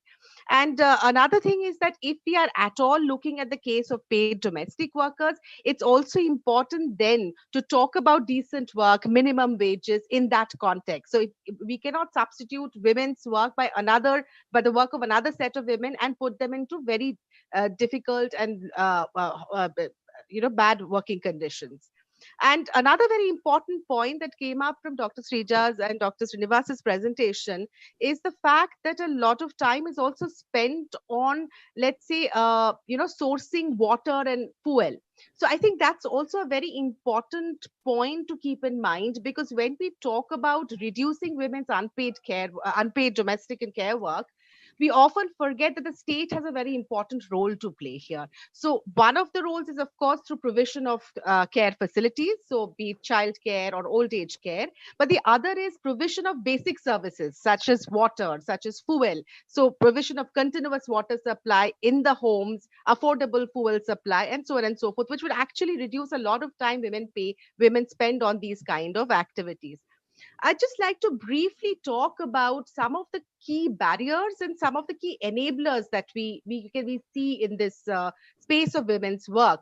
Now, I think one of the key barriers which has come out again and again through all the presentations, through my own work and the work of many people in this sector, is that, I want to bring back the idea of the control over women's labor and sexuality. So this has been discussed as being the material base of patriarchy. So this control over women's labor and sexuality, which is manifest through what we call gender norms now, and this leads to lack of access to skills, restrictions on mobility, participation, inhibition or restrictions on participation in income generating work, especially outside home, disproportionate share of unpaid domestic work, and violence. And this violence is not only outside home but within home. And a lot of women and a lot of studies have pointed out the role of domestic violence in actually limiting women's participation in paid work, in limiting women's productivity. And I think we need to bring back the whole context of violence and what role it plays in limiting women's participation and productivity. At the level of markets, we obviously know about gender segregated labor markets. We know that we do not have childcare facilities within the private sector. So private sector, just like the state does not really take up that responsibility, private sector also does not take up that responsibility. We will need to sort of look at the private sector to ensure safe workplaces. So it's the responsibility of the employer and the state as well to ensure that women have safe workplaces to go to. And as far as the state is concerned, of course, we need safe public transport. We need, and when we talk a lot about skill development programs, and it's important to understand that, if you look at the skill space, currently what we see is that there is a huge gender segregation even within the skill space. So if you look at the ITIs, if you look at other skill training institutes, we find that women are being trained in certain kinds of skills, whereas men are being trained in certain other kinds of skills. So there is a need to proactively mobilize women and open up markets and employment for women in various kinds of skills, including non-traditional skills. But most importantly, a lot of work is also focused on the fact that when we harp on skills, it's not only technical skills that women need. So a lot of studies have also pointed out that even if women are being trained in skills through, let's say, the PMKVY and the DDU-GKY, they are not able to sustain in employment. And why is that so? Because it is very difficult for women to sustain in quote unquote these extremely masculine public spaces which are hostile to them, which continuously are degrading them. So somewhere the skill training program also has to be gender transformative, in so much as that they actually enable women to understand the basis of their social locations, the reasons why there has been this sort of a subordination of women in society, and what are the ways in which they can challenge this sort of subordination, what are the ways in which they can really negotiate a very masculine public space and a masculine workspace. And these are some of the ways in which many women would then be able to sustain in jobs. I will end by saying quoting a study. So this is a study that ICRW did with retail workers, with health workers, women health workers, women in computer programming, and women in the apparel sector. And we looked at women and asked them, what is it that you seek from employment? And very interestingly, they talked about something called, they talked about identity and recognition. So what they meant was basically dignity in work. So a kind of work that actually gives them an identity, a recognition, and dignity. They talked about also the need for formal and informal associations, so workers' associations, a space where they can raise their concerns. So the importance of unions, associations in actually raising women's voice, and that came out through their narratives. Another very interesting thing is that they talked about something called professionalism. And what does this professionalism mean? Basically, they were talking about access to social security. They were talking about redressal mechanisms. They were talking about employer accountability, established codes of conduct, and so on and so forth. So I will stop here now and say that, like Amresh Dubeji also very interestingly pointed out, that why is it that we are seeing that the poor illiterate women are actually dropping out more if you look at the exit of women. Now, it is also, we need to look at demand side factor. So we need to understand that we are not being able to provide the kind of work opportunities and employment opportunities that are required to absorb women and sustain women in different kinds of jobs and professions. So yeah, I'll stop there. Thank you. Thank you, Dr. Sengupta. Thank you so much for those very interesting ideas. I think we've already run out of time, but let me just make a few ending comments. First of all, I must thank PIC for inviting me to chair this session, and for giving me the opportunity to listen to such wonderful thoughts all through the morning. Starting with Mr. Mahesh Vyas and Ravinder Kaur, I will talk about only 2 or 3 small things. First of all, there was some mention about education, about how the iShare report, the recent iShare report, talks about women enrollment being about 2018-19 iShare report, talking about women enrollment being 48.6%. However, this is at odds with what the female gross enrollment ratio is said to be, which is 26.4. But let me not quibble with the numbers. What is important is to try and understand what is the quality of this education that is being given. These are just numbers. At the end of the day, when we educate women, are we really training them to be in the kind of jobs that they aspire to be in? So I think that is a food for thought for all of us. In this context, when we talk about skilling, there was something that came to my notice that, when the government has these skilling programs and they reimburse the training agency which skills people, they set quantifiable targets. For instance, you will be reimbursed 70 to 80% of the cost of the training. If 70 to 80% of the people, you will be reimbursed the cost of training if 70 to 80% of the people whom you train are placed somewhere. You will get a higher reimbursement per person if you place more than 70 to 80% of them. Now, what this really means is that this distorts the selection process, because invariably, when you select people, you would tend to select people who would tend to get placed. And therefore, the marginalized who may need this kind of skilling training might get left out. So somewhere there needs to be some change in the way we define. Policymakers need to focus on how do you define what are the kind of skill sets that are, what are the skill sets, as Dr. Nilanjana mentioned, what should women get trained in, what should men get trained in, that diversification should not be there. And more importantly, what kind of targets are you setting for them? That's critical. One point which literature talks about is about the self-help groups and the role that self-help groups have played in urban and semi-urban areas. I've had occasion to visit several of them and meet several women who work in these self-help groups. And it is apparent that it increases the social capital of the women who work in this, who are part of the self-help group. It increases their aspirations, it increases their agency. It also surprisingly gives them the ability to hold public officers accountable. In fact, there's some work which is being done by one of my PhD students who's studying the Kutumbashri work in Kerala. And one of the things that I learned from his study is that women in Kerala are now doing what were traditionally seen as men's jobs, climbing coconut trees to bring down coconuts. But that's something that women who are now in these self-help groups are able to participate in. So I think there was a lot that was said about time use data and how possibly including unpaid work into the definition of work would help resolve matters. But over there, as has been said earlier, how do we do the evaluation? That's really going to be the critical question for researchers and for people to examine. So thank you all.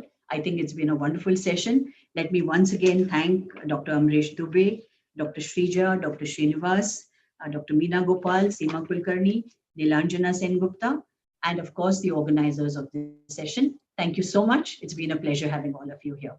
So over to you, Pradeep. Thank you very much.